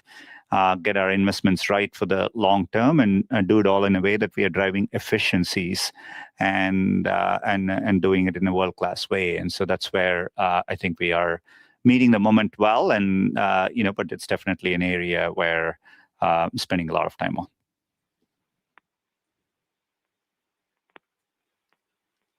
Your next question comes from Michael Nathanson with MoffettNathanson. Your line is now open. Thanks. I have one for Sundar and one for Anat. Sundar, you mentioned Universal Commerce Protocol a bunch of times. I wonder if you could spend some time talking about the rationale for developing it, the opportunity that you see it solves for, and what it means for the product discovery funnel for consumers. And then for Anat, any color you can provide on a CapEx guide between longer duration assets like buildings and infrastructure and shorter cycle assets like technical equipment. That'd be helpful. Thanks. Thanks, Michael. Obviously, people go through a lot of commercial journeys across many of our surfaces, search, YouTube, Gemini app, and so on. So I think there's, as well as we support through cloud and ads, our entire retail partners as well. And the opportunity to improve the experience, I think can be a kind of a huge foundational uplift here. But it's important we are approaching it keeping in mind that our users, as well as merchants here, and figuring out that value. Part of what's been good in designing the Universal Commerce Protocol is it makes it much easier for users to complete transactions, but at the same time, it allows merchants to help showcase the range of their offerings if they want to make promotions, etc. So all of that is built into the protocol. And I think you have to get that value prop for the ecosystem right to make the experience better. And so it's foundational. And more importantly, we are now implementing the protocols, and our Gemini models are making progress in those agentic capabilities. And I think so I'm excited about a future where, as people are going through discovery, searching, finding new things, if they're interested in acting upon it, all of that is seamless. And so it overall creates an expansionary moment. And the question with regards to the CapEx and the kind of what makes up the total that we've announced for this year and last year, approximately 60% of our investment in 2025, and it's going to be fairly similar in 2026, went towards machines, so the servers. And then 40% is what you refer to as long duration assets, which is our data centers and networking equipment. And I think you're probably referring to the depreciation delta between them. Those long-term duration assets depreciate over, the building could be 40 years or longer. Other components may be less than that. Another important component is how we allocate this CapEx. And we've commented in the past about the allocation of our ML compute across the business. And for 2026, just over half of our ML compute is expected to go towards the cloud business. Thank you so much. Your next question comes from Ross Sandler with Barclays. Your line is now open. Great. Just a question on the native Gemini 750 million. So we added 100 million MAUs in the fourth quarter. Could you just talk high level about usage and retention of native Gemini? And is this 750 the right way to measure your progress against companies like ChatGPT, or is there another cohort of users that aren't in that 750 that maybe we should also consider? Thanks a lot. Ross, I think we definitely saw, I would say, extraordinary period of growth in Q4 for Gemini app. It's not just the growth in monthly active users, but there is definitely, there was a sharp increase in engagement per user on the app. So all the metrics, be it active usage, the intensity of usage, retention, all showed distinct progress across iOS, web, Android, etc., and geographically globally. So definitely all the product experience improvements, the work we did with Nano Banana, the progress with the Gemini models, all translated into strong momentum. And that momentum is continuing. So we are excited about that, and we'll continue to invest. Obviously, there are many people who are getting a deeply AI native experience in the context of AI mode and search as well. And we are definitely seeing strong growth and progress. And the introduction of Gemini 3 in AI mode was a very positive driver as well. And obviously, we'll continue to evolve these experiences, and I'm excited about the opportunities there. Thank you. Your next question comes from Ken Goralski with Wells Fargo. Your line is now open. Thank you very much. Two, if I may, both on search. First, could you walk us through how you are evolving your views on the monetization of AI search activity, given the more conversational nature and longer periods of engagement per session? Consumer utility is increasingly driven by the on-platform results, not specifically the link outs and referrals. In that construct, how do you think about increasing the revenue opportunity to match the consumer utility? Is this increasingly where premium subscriptions play? And then question two, and it's related.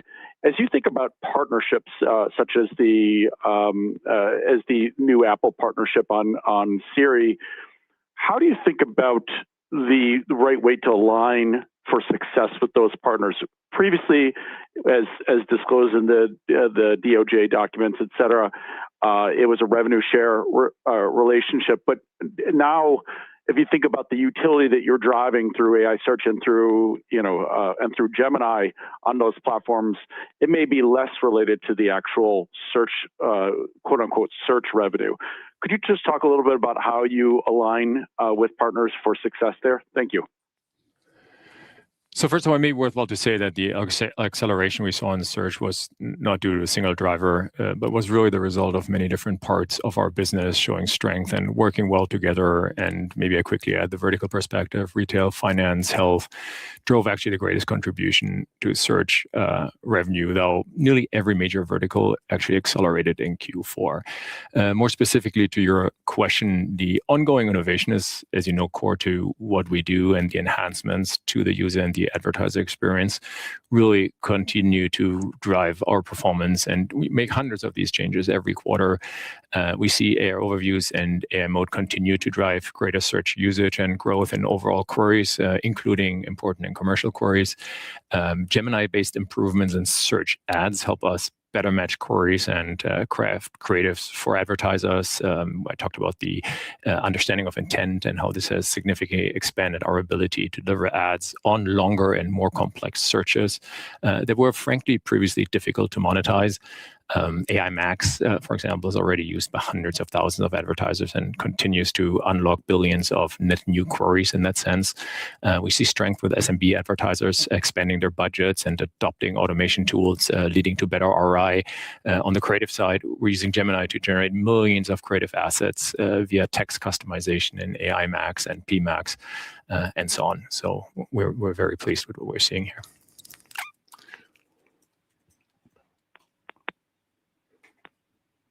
And our last question comes from Justin Post with Bank of America. Your line is now open. Great. Just wanted to follow up on the Gemini app. Obviously, great growth there. Are you seeing any cannibalization of search as far as activity as people start using that app more? And then second, on monetization, where are you on that? And with agentic and other ads coming, could that be incremental to your growth over the next few years? Thank you. Right now, overall, I think we are giving people choice. People are obviously using search, experiencing AI overviews and AI mode as part of it, and Gemini app as well. And the combination of all of that, I think, creates an expansionary moment. I think it's expanding the type of queries people do with Google overall. And so overall, some of it all is what we see as a growth opportunity. And we haven't seen any evidence of cannibalization there. Maybe Philip can comment on the monetization. Yeah, I think Sundar previously commented on agentic and how we think about it. And look, in general, as with all of our products, we really focus first and foremost on creating a great user experience. And we're very excited about where we are with the ads and AI overviews and early experiments in AI mode, including innovations like direct offers and our roadmap for the future. In terms of the Gemini app today, we are focused on a free tier and subscriptions and seeing great growth, as Sundar discussed. But ads have always been part of scaling products to reach billions of people. And if done well, ads can be really valuable and helpful commercial information. And at the right moment, we'll share any plans. But as we've said, we're not rushing anything here.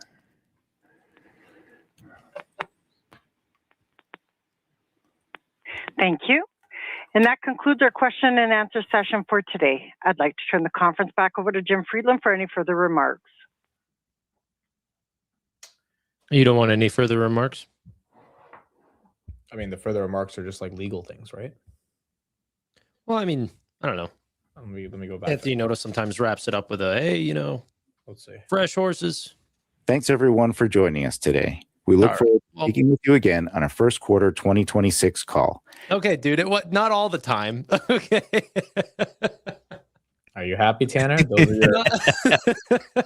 I'm just saying, maybe they do a little outro. Hey guys, it's, we got a lot left to go. Okay. But did you want him to say, guys, buy the stock? It's dumping after hours. What's going on? I mean, I wouldn't have complained. He's going to say Sam Altman and pay off the poly market odds for what he's going to say in the call. That's what he's probably going to do. Congratulations to 151. You just won $10 million in your odds. All right, Jose, let's start with you. Thoughts on the earnings? Thoughts on the earnings. I like the cloud growth, like Tanner mentioned at the beginning, 48% growth. I mean, Capex was great to hear. They did talk about, there was an analyst that asked the question if they think they're going to be compute constraint after all this Capex spending. And they said, yeah, I mean, they still believe to be compute constraint. That's where they're kind of investing all this money. And the other good point that I really liked is someone asked, what keeps you up at night? And Sundar mentioned that it's right now is definitely the AI constraints, the chips, the power, the land.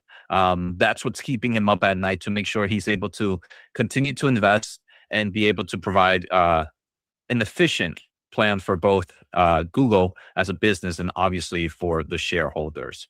So I like the earnings. I mean, with the sell-off happening in the overall market, it's a little bit different from Microsoft. I did buy like the Microsoft dip, but at that time, nothing else was dipping. Even though Google is dipping on this, I think there's still a lot better opportunities maybe out there for some of the AI ecosystem that I like.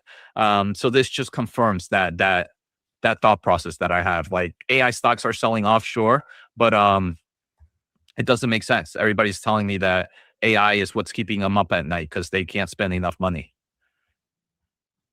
Dude, he even gave the SaaS names quite a good remark there. He was like, from what we see really strong SaaS companies that are coming in and actually just using our tools. Like, they have no problems leveraging Gemini and essentially turning these SaaS names into AI native businesses.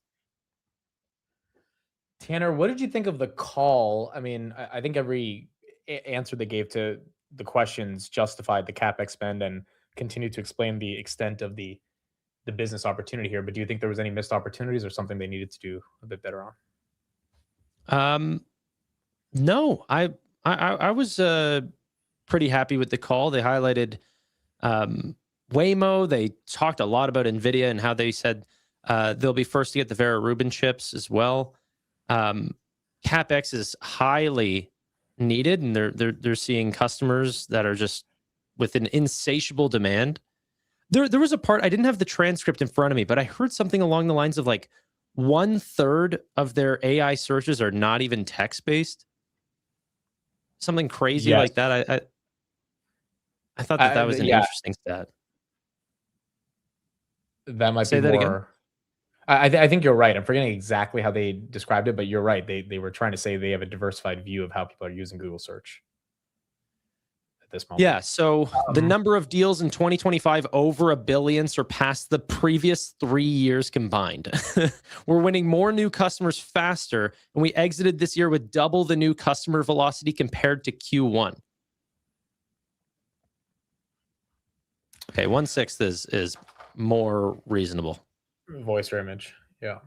So Neil, how about you? I think they justified their CapEx pretty well, but it seems like that's what the street's upset about. Any thoughts on that? I mean, I guess if you look at Google, why the stock is down, probably it has nothing to do with the results. Even with CapEx increasing, we just talked about it before. CapEx increase, yet free cash flow is flat for the year. So why wouldn't they increase if they see the demand, that the demand is there, the return on investment for them is there? I think the stock is just down right now because it is one of those names that is extremely close to all-time highs. I don't know what the technicals say, if it's still overbought or not, but maybe it's just Google cooling off a little bit. Everything in this report just screams this is, what is the 4 trillion something? Maybe it could be 5 trillion a year from now, I don't know. But the trajectory that they're on right now, if we go back to when BART was released and then we fast forward to today, it's insane what they're doing inside the company. They talked a little bit about the YouTube ads impact, and they're like, when people go from free to paying users, of course it's bad for the YouTube ads, but it's a positive impact for our business, which makes sense if you look at the subscription revenue that has increased. I mean, that alone is also an incredible business for them. Waymo, of course, we know Waymo is, let's call it a semi-standalone company with its own co-CEOs, but it would be nice if they started to share a little bit more on Waymo, because it is valued at $125 billion, which is a bit, I mean, it's a hefty price to pay for a company that's supposedly generated, I don't know, $300 million in revenue or something like that. Uber generated over $50 billion, and that's worth barely, $20 billion more than Waymo. But yeah, all in all, incredible quarter, good call. If the stock is down a little bit, I mean, everything's gone down right now for no good reason. So it is what it is. Plus also the comments they made on the software companies, right? The fact that software companies are using Gemini, things like that. Palantir basically showed this already, right? Because you use Palantir, you're doing more with less. Your company is becoming a better company, more profitable, you're moving faster. So essentially all of these software companies are supposed to feel the same thing. They're supposed to be moving much faster. They're supposed to be profitable, keep their margins. Some will maybe not survive because maybe those are feature companies. I do think that feature companies are going to be in trouble. But the platform companies, the infrastructure companies, I think should be doing well in the future. For real though, why do you guys think it is coming down? Because it's not like if there was concerns about this name, like we knew that before earnings, right? So what did we see that's actually the market is picking apart? Is it the CapEx raise, regardless of the cloud customers being there? It's just worries that maybe some of those deals end up getting canceled, or maybe potentially are not real, or being written by customers that might go belly up. Like, is that what the market is picking apart right now? I would think so, Tanner. I mean, 100. If the street was expecting 115, and they're doing closer to 180, is like we still have so much fear of AI Not we, but like in the perspective of the market is you have fear of like OpenAI dying, you have fear of software being eaten up by AI. So then you say, if there's this fear, who's going to be actually buying this cloud, and why are they kind of going this overinvestment? Because 115 billion, I think what they expected was still a massive, a strong growth on the sequential, on a year-over-year basis. So I think it's just a fear of like, are we now at the tippy top of this AI bubble, of this AI investment? I don't think so. But if I had to choose one, I think it's just the fear of what are they going to do with the $180 billion? We see the growth in cloud, but like 180 billion is a lot to spend in 1 year. Even though I'm enjoying it, but I just want to give the perspective of what the market, I think, could be thinking. Last year's was 90 billion, right? So they're essentially guiding for double. Can we talk about that? What are they going to do? Is it old GPUs? 60% services, 40% data center. Okay, so it's all. What do you mean by services exactly? Services and search. So anything that will really propel that. So I don't know if data center. I think data centers involved with their own build out of data centers, and the 60% would be like TPUs because that's attributing directly to search and services. Yeah, but build what?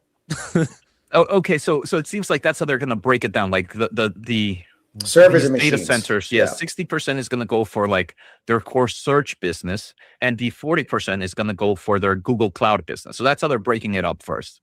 Then in form of spending $180 billion, I think it's reported like at least 60% is the AI GPUs. The other 40% could be like the land and everything. But I think it might even be higher depending on the mixture of TPUs and GPUs and everything. But I actually like that 60% search and 40% Google Cloud. But then I guess that gives you the reason of why maybe search, I'm going to guess, is ads. You can see why Meta is also investing like crazy, right? Because most of the money seems to be going on the advertisement side. If only 40% is going to go to the Google Cloud side. Also, Neil, bro, you're in the chat. Like you're on the you could say this. he's probably. But you guys are talking, so I'm like searching through the transcript to find whatever's useful, and you guys keep talking. I just keep copy pasting in the chat. This has to be bullish for NVIDIA and AMD. Like Meta, Google are beating Capex estimates by over 50%. There's just no way. I mean, NVIDIA stock could go down for whatever reason, but there's no way this is not going to be a year where NVIDIA once again beats all the estimates. I don't think so.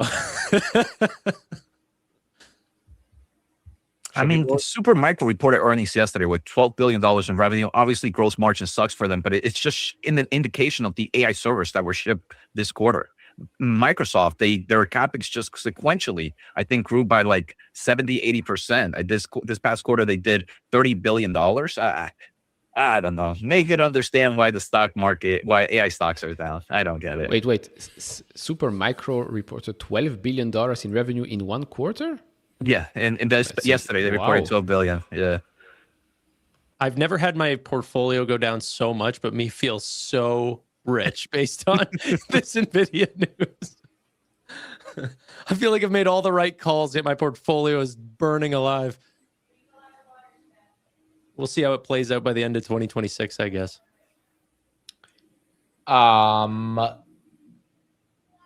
I agree. Waymo, I also agree. The funding round is a bit aggressive, but nonetheless, if they can keep growing the way they're growing, maybe they're going to be able to expand that. Search continues to grow at a pretty unprecedented pace. Cloud, again, 40% revenue growth. That was incredible. Operating margins, once again, Tanner mentioned, I think this is the best revenue growth we've seen in the past couple of years for Google overall as the business.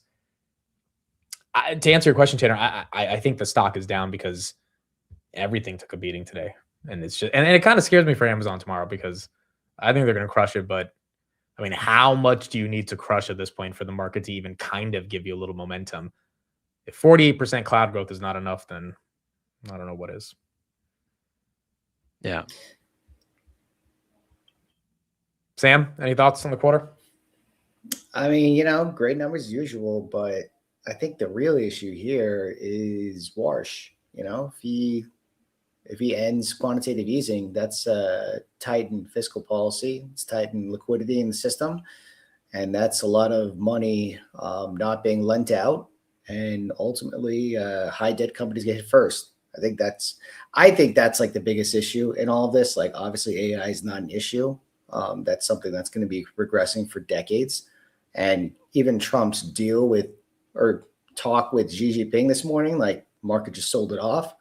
The overarching thing that's been sticking around for a long time that is massive uncertainty is Warsh going to end QE or not? Like, he's probably going to cut rates, but Fed balance sheet expansion is much more important than rate cutting because you're literally talking about putting liquidity in the system, printing money.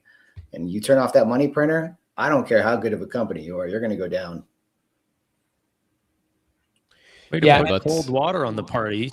Like, wow, you're fun. That's just don't fight the Fed, right? Just don't fight the Fed. That's it. Yeah, but we didn't have quantitative easing for 3, 4, how many years now? And still we had a nice bull market. Because the market will bet on what's going to happen, not what did happen or is happening. They're betting on what's going to happen, right? And the market hates uncertainty right now. So they had certainty that we are going to go back to cutting rates. We are going to start the money printer, which Powell did, started at $30 billion. I forget if he increased it in the last meeting, but Warsh comes in, dude's like a super hawk, right? They have multiple speeches of saying that he will only print money when we absolutely need to, right? Not the economy is growing at like 5% plus, $40 trillion economy going at 5% plus. We need to turn on the money printer. Like from his speeches and his lectures, whatever, he doesn't want to do that. And Warsh came up like what, a week ago? Now the market's been down since. It's been selling off everything, every rip, everything just been selling off. Yeah, but the market's software names, a lot of the names have been selling off since October, even after they said QT is going to end and unofficially QE is starting, because officially it didn't start, and yet software names and some of the tech names anyways went down. Plus, I mean, his way of thinking about it is not such a bad thing, right? The Fed shouldn't be in the headlines every single time. They shouldn't be printing that much money. So technically, it's a good thing for the economy, might not be a good thing for stocks that, of course, need the liquidity and the markets that need the liquidity. Yeah. But I think the market overreacts. I think he was like, oh, the hawkish Fed. First of all, he might not even make it in May. You never know what might happen. But I think they overreact. I think it's not the end of the world. It's not like we need that much liquidity anyways. Yeah. But yeah, you're probably right that this is why the market right now is a bit in an uncertain But even if it wasn't Warsh, I mean, history says that the market always tests a new Fed every time. So like, you know, maybe this is a little bit of short-term pressure. Do we still believe there's a Trump put on this market? Because that's the real question, right? Like, how low do we go before Trump says it's time to buy the dip, folks, especially on a midterm year? We gotta wait for the tweet. Yeah, the fact that no one knows is probably what's causing the market to be choppy as hell, because like no one knows yet. Like you could, if we knew we were going to get Kevin Hassett, we knew we were going to get Rick Rader, the dude would like unbutton a couple of buttons on his shirt, and the market would probably gap up like 5%. But Sam, yeah. why do you think Trump picked Warsh then, if he knew Warsh was super hawkish? I wish I knew, and I think the fact that a lot of people don't know is what scares the market, because people don't know, right? If he keeps on saying Warsh is going to lower rates, but like the market doesn't care about that. It doesn't. I think there's a connection between Bissent and Warsh and the trifecta Stanley Druckenmiller. They've all worked in M&A. They've all had some background in Wall Street, and they all agree that, look, short-term pain for long-term gain, as Tanner and Neil were saying, like, look, this is obviously not the worst pick ever, right? But he's going to do what's right. And we got to deal with this now and deal with it later. But Warsh is like, I don't want to deal with this later. I want to deal with this right now. The question is, how is he going to deal with it? And that uncertainty is what is causing stocks to be stagnant since October. Not everything is stagnant since October. Like the SPY is higher, Qs is somewhat higher. You know, the mega caps are pretty much nearly flat since then. Except for Google, of course. Google is higher. But if everything else is going to be as hawkish as you're saying about QE, I don't know if gold and silver continue their rally either. Yeah, no, they're not. They're going up because we're printing infinite amounts of money. If Warsh turns off the money printer, even if he lowers rates, gold and silver should not be in a super cycle. They won't be. That's the thing. They won't. And Bitcoin is going to go lower, unfortunately. My thing is that I think some people always know ahead of time, whether they hear whispers or whatever, or whether they have access to Trump in the back office or anything like that. People always know ahead of time. And maybe that's the reason why he was selling off for a while, but we don't know. The only thing is that, like, dude, I mean, at the end of the day, like, I'm looking at the index chart, and SPY's like 1% from all-time highs. So I can't be like, this is so bearish right now, because I mean, we're at all-time highs. Like, it's just, there's no way to know. We just have to react based on it. But in the long term, like, AI is just getting started. We're gonna be fine at the end of the day. If Warsh comes out and just like, I'm gonna wait and see, the market's gonna gap up. Trump says he thinks Warsh understands he wants lower rates, would not have gotten the job had he wanted to raise rates, as per the latest NBC interview. I mean, they always try to compare to Alan Greenspan at the end of the 90s, right? I think he is going to do the same thing. He's just going to let the economy do its thing, and the Fed will clean up house or clean up the books. And he won't interfere with the growth that we're seeing now with AI, because I think the last big interview at the Reagan Institute, I think last year, he talked about AI, the growth. He even talks about Bitcoin. So I don't even know why Bitcoin and crypto is down, because he seems to be someone that likes it. So he's not going to interfere with the economic growth that we should be experiencing from AI. But since the market doesn't like uncertainty, I guess I still find it very strange that the guy didn't pop up on TV for the last couple of days. Maybe he can't. I don't know what the rules are, but Warsh. Yeah. Once we get a little bit more information, maybe from him, I guess the market can chill out a bit. I don't know. The market hasn't gone anywhere in 3 months, 4 months. So big tech earnings after tomorrow, basically over until we get NVIDIA, which is about 3 weeks from now. Amazon's probably going to crush. I doubt anyone here thinks Amazon's not going to do well. So Max 7 did what they needed to do this quarter. I think Meta was the one we were the most scared about, and Meta crushed. I mean, I feel like now it's up to the market to figure out. Neoclouds, Iron is reporting tomorrow. Then we have CoreWeave, Nebius, and all the rest. I'm quite curious what they're going to do. But yeah, so far so good, right? So far, I think earnings were beats mostly across the board. Do you guys look at the Google Clouds and the Microsofts, potentially AWS, as being bullish or bearish on the neoclouds? I think immediately you would say this is, of course, bullish. But do you think that this means that the larger names can actually handle the amount of demand that the market is putting up, or there's just so much that everyone is essentially going to see increased growth rates? I would say with the Capex they're giving, I think they're including deals that are going to have to be made with these kind of neoclouds.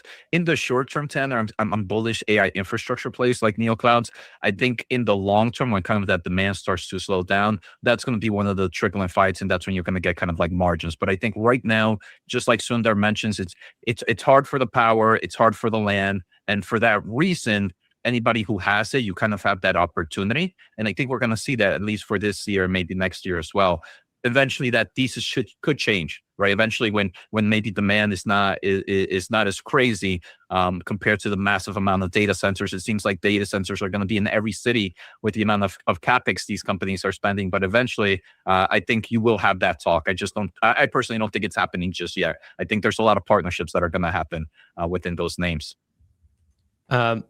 Sam, you were really big into Iran, right? What are you expecting for tomorrow?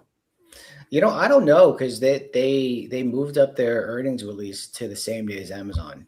There might be a deal, there might not be. Isn't that usually a bullish signal, by the way, is if you move up your earnings? I don't know. I don't want to speculate on that. I'm pretty sure there is a little bit of research done on that, and that's actually like historically a good sign.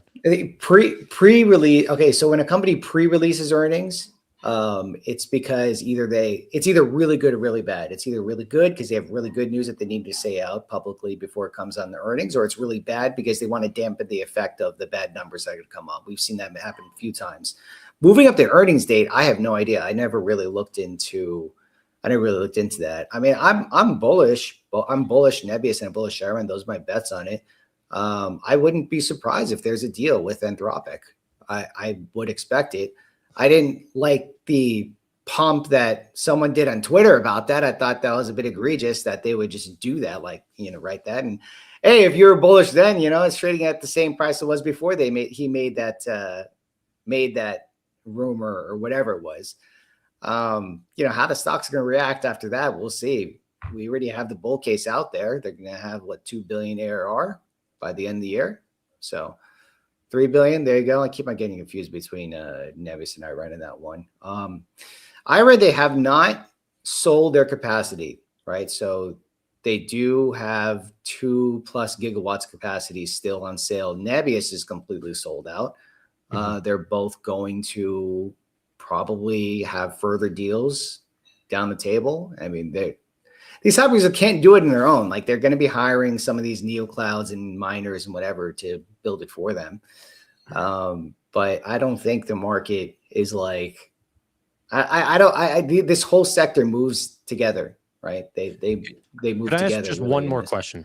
Yeah, go. Yeah, Okay, sorry. Just last one. Yeah. Do you think that any of these names are acquisition targets for the bigger names, or maybe that M&A deal wouldn't even go through just because of, consolidation concerns, just because the big three have such a massive share of cloud revenue? I don't think they want to acquire them. Otherwise, they would have by now. Because if they were to acquire them, then what are you acquiring exactly? The reason why they're signing the contracts to them is for legality terms, for being able to build it faster than they could. But like, after this whole AI wave, my question is, what are half these companies going to do if they only build it and they don't have a cloud, right? Like, why? Like Microsoft, Nebius has a cloud service, so does Iran. So they're technically competitors, but they're buying them for their services. Yeah, CoreWeave technically isn't like a full stack cloud service, but they do offer GPU and AI workloads as a service. But I'm bullish Cypher and all these other companies, but like, what purpose do they have after they build everything out? I would say it all depends, right, on the AI innovation and demand. I think right now they're doing these partnerships because it kind of creates a protection. It's like, okay, we're going to invest for the next 5 years, but if in the next 5 years we don't need it anymore, then we don't have to keep funding this. So it's like, it helps make sure they don't completely overinvest. But if in 2 years from now, maybe they say, look, it's actually crazy, the demand, we need it even more. I would say it makes sense to acquire them, because then you're not longer paying that middleman margin, because you're definitely paying some form of middleman margin by kind of going with these partners. I think right now they're willing to pay that middleman margin just because they don't want to overinvest. But if the market continues to go this way, I think there's possibility for some acquisitions to happen, because they're going to try to improve those margins for Google Cloud or for Amazon AWS or for Microsoft Azure. I mean, it's like the CoreWeave Core Scientific deal that didn't go through, right? CoreWeave wanted to buy Core Scientific because, again, they wanted to eliminate those costs in the middle. But for Iran tomorrow, for the market to still see it as a big, potentially very big neo-cloud player in the future, you would like to see the AI cloud revenue become a bigger chunk of the overall revenue. Because right now, still, the large majority of revenue comes from Bitcoin mining today. I think last quarter was 7 million in AI cloud, and the overall revenue was 240 or something like that. The market needs to see the AI cloud service business start to grow substantially, especially since they listed the amount of GPUs that they have, the even AMD GPUs that they have. So things need to change in that direction. I know everybody's focused on, we need a deal from Amazon or from Google or Anthropic. I don't know, every other day someone else tweets about another potential deal. But I want to see the AI cloud service business segment actually grow. Because so far it's been close to non-existent. Yeah. We also got to remember the ARR that they got it for. That's annualizing the latest month of revenue they got for sales. So it's 2027 basically. Yeah, so like that's what it would be moving forward 2027. Like I personally don't think it matters what it is for this quarter for their sales for cloud revenue. The commentary is going to matter more. You know, like you don't want to hear Dan go on there, the co-CEO, and say like we're not hitting our targets or like we're running behind schedule, because they never do that. And I'm not bearish. Like I'm bullish. I'm just being realistic. I'm not coming into tomorrow and expecting iron to pump up 20% after hours. Like, good Lord, they're going to be. I mean, it just sold off 20%. So yeah, it just sold off 15% today. Like, I'm being realistic, guys. Like I'm not trying to play these earnings. You know, I'm investing in these companies to see what's going to happen a year from now, not what's going to happen next week. I think the most interesting thing about what's happening over the past couple of weeks is that these stocks that are all hurting a lot of portfolios are down when the S&P is barely down 1%. So if the S&P were to have a proper pullback, not even correction is 10%, S&P pullback is 5%. I mean, where do these stocks go? Like Rocket Lab was down 12% today on the S&P being down 50 basis points. And I think that's an interesting conversation. So then the follow-up question is, well, why is the S&P down, but Rocket Lab's down like 10x more than the S&P? Because JP Morgan, Walmart, Home Depot, those are the names that are pulling it up. And so I think the divergence here, which happened literally this same time last year, is, do you think Verizon outperforms NVIDIA by the end of the year? And that's how the market is almost framing the trajectory of what we're seeing in this stock price action. Now, last year, we had a moment like this. Verizon was outperforming NVIDIA. Verizon being the metaphor for value, NVIDIA being the metaphor for growth. Obviously, we saw what ended up happening. I don't know how this year plays out, but when you see earnings like that from Google, you start to wonder, why would institutional capital go to get a 7% dividend when they could expect at least 7% in capital appreciation from Google? I mean, it's up 5% year to date. And it's just interesting that everything high beta is wrecking people's portfolios, but the S&P is not. And so if the S&P, for whatever reason, Trump, geopolitics, labor market, were to get corrected, I mean, high beta will be decimated. And I think that's the biggest fear right now, because this is happening basically without a reason outside of SaaS carnage, which might not even be real. Yeah, I think companies can fall below their potential intrinsic value, something like this. But I don't know. I don't think that, like, if in a 2% S&P correction, you know, ServiceNow falls 50%, that means that if we get down 5%, that this means sales or ServiceNow is down 90%. Like, I think actually they might be one of the more resilient names while the rest of the market corrects. Like, yeah, but that doesn't matter. But that doesn't matter because ServiceNow is already down 50%. But Rocket Lab's not. Right? Well, yeah. I'm just saying companies that have corrected, I mean, they're not just all going to fall down 98% and just. No, but my point at Bloom Energy, for example, is up. Yeah, they have more to fall. Yeah, potentially. But that a lot of people are levered, not just in Bloom Energy. They're levered into Bloom Energy. I mean, Bloom Energy is a metaphor for high beta. Fucking don't do that. I didn't make them levered into those positions. Yeah. Be smarter. You didn't do anything, but the point, you are part of the market. And if they get margin called on their Bloom Energy or their Ondas, you know, you're gonna they played the gamble game. Like, yeah, but you're going to feel all of us going to feel the pain. All of us are going to feel the pain. That's my point from a broader macro perspective. Yeah, just the moral of the story is don't use margin and don't lever up to the T. I mean, that's just the moral of the story. Otherwise, you're going to get decimated. You've been decimated. You know, I mean, if I look at SP sectors charts, like, it does not look like a blood today. In fact, the RSP, or the equal weight SP 500, closed at all-time highs today, right? So if you're hurting, then you've been either levered or you're concentrating in a certain part of the market, which you shouldn't complain because you're probably up insanely in the last year. Right. So like zoom out, you know, the Qs are still up insanely in the last year. Yeah.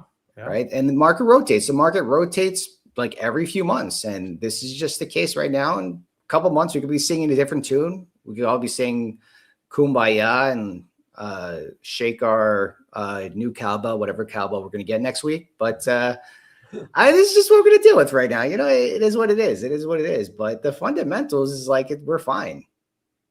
Someone says by that argument, these stocks wouldn't be that high without people buying on margin. Exactly. Yeah, that's true. Like if we get a deleveraging event, I mean, that's what happened in November, right? It wasn't that long ago. I mean, a couple of months ago, right? When every tech company was at all-time highs. Markets were also at all-time highs, but the large majority of the S&P was nowhere near all-time highs. Yeah. A lot of the names were under the 200-day moving average. And now, a couple of months later, we have actually a little rotation. So a lot of the names started to go up. And okay, the high-flying ones are taking a breather right now. For a market health, this is very good. If you want to continue this bull market, okay, we're not talking about any external factors that might crash us, but I rather have a market where, okay, it's not just 7 companies that are driving this whole thing up, but it's also all of the other that are finally having their day in the sun, or actually last couple of weeks and months. Plus, it's not like we are trading. I mean, it's not 2021, 2022, where things were at 60 times PE, and that was the average and the norm. You just said NVIDIA is what, 25 times forward earnings, and that's a $4-point-something trillion company. So it's completely different scenarios. But yes, you will have names that will definitely crash 50, 60, 70% or so. We've seen that happen in October, like in a month. Iron crashed 50%, CoreWeave down 50, Nebius down 50. But don't forget that these names were still up 300% on the year. So if you want to make 300%, yes, sometimes you're going to get hit by a nice little rug pull that happens instantly. It is what it is. If you want to make big bucks, you got to take a hit sometimes. It's like a nice little t-shirt. Yeah. All right, folks. That is it for us. Thank you all for being here. You can follow Sam, Neil, Jose, and Tanner. I'm putting the links in the chat for their Twitters and YouTube. And that was officially Google's earnings. Tanner, any last word from you? No, bro. I loved it. It was great. Like I said, I cared more about the fundamentals than the actual stock performance. I knew they were not going to be correlated. Someone said in the chat, Tanner seems happy. He must have made money today. Quite the opposite, my friend. But I think, you know, the Capex is a forward indicator for how I make money into the future. And like I said, by far my largest position is NVIDIA, and I'm just seeing the trends. People can call it expensive, what have you, but I mean, NVIDIA looks cheaper than the broader overall S&P 500 if you look at their PE versus NVIDIA. So do your own research, follow your own convictions. You can't borrow mine. Can't have it, okay? But I'm investing in tech still and going to take my lumps until I, you know, see my victory on the other side. It's a patience game. I love it. Anyone else? Any last words? Copy and paste. Sweet. Copy pasta is a good one. Last thing, if you look at your portfolio, you probably own super good companies. Just because they're down a little bit over the past couple of days doesn't mean you're owning trash. Unless you still own PayPal after this horrible earnings report, then that's on you. I apologize. Oh, but can we hold on real quick while you're talking about PayPal? No, I just wanted to say this. This is just like my PSA to everybody. Can we stop dunking on people that pick a stock and it goes down, acting as if everyone knows every stock that's going to go up?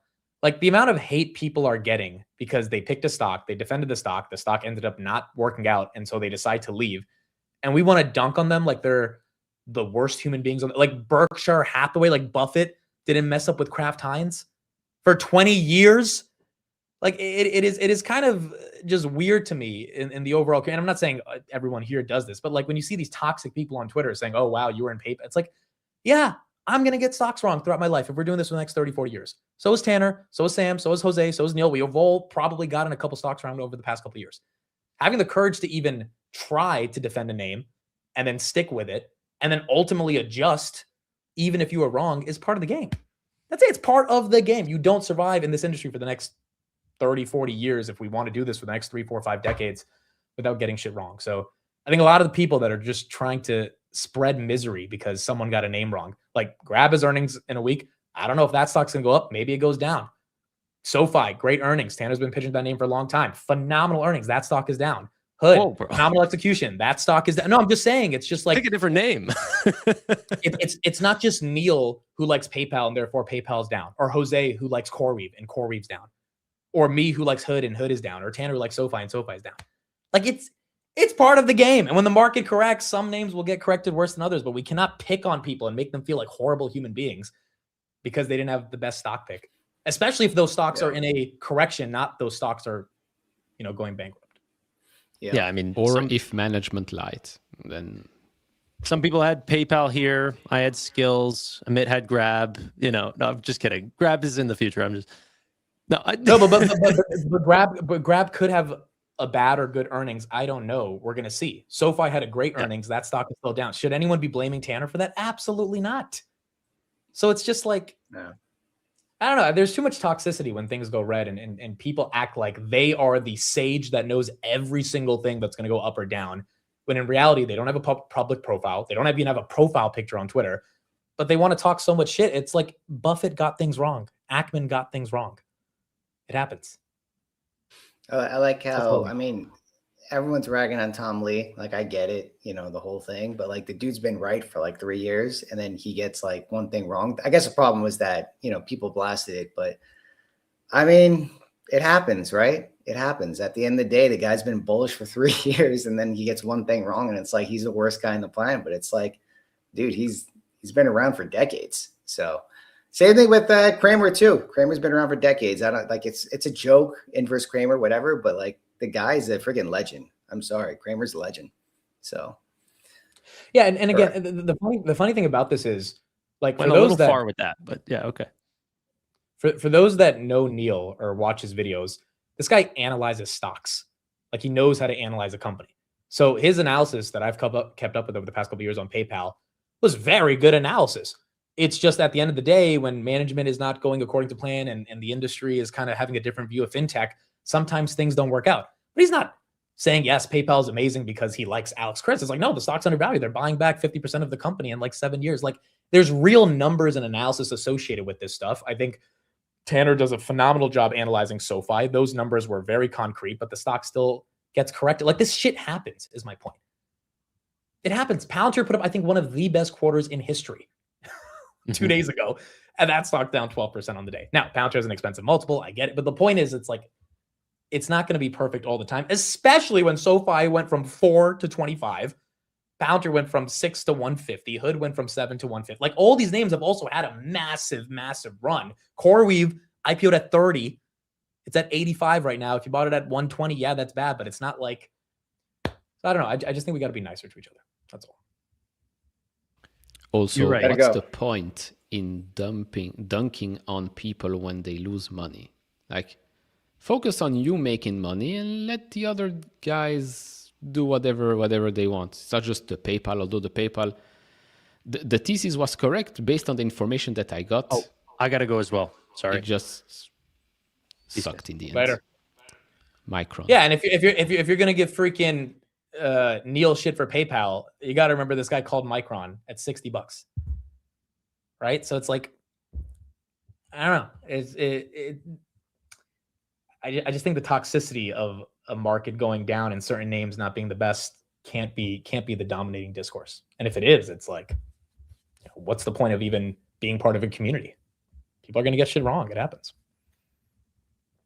Indeed it does. But as long as we have more winners than losers, couldn't care less. I'll probably be wrong in the future again. But again, if you are right more times than you are wrong, you are probably going to be a legendary investor. It just happens that, yes, negativity sells. So if people want to shit on me in the comments or send me messages, go ahead. Doesn't matter. Yeah, I mean, Ackman sold the Netflix. I forgot about that. That was pretty bad. That was not the best thing. Yeah, and I agree. Look, and in terms of Tom Lee, like, there are when you analyze these situations, they also have to be pretty nuanced. I think the way the communication has gone about this whole BMNR Ethereum thing is pretty egregious. And so I'm not saying you shouldn't critique people. I'm not saying, you can't make analysis around Neil's analysis of PayPal or my analysis of Grab or how Tom is talking about BMNR.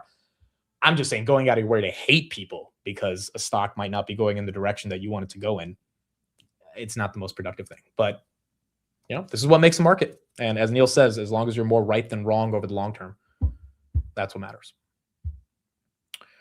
All right, that's it for us. Jose, any last words on Google or anything else? Nope. Just be nice, people.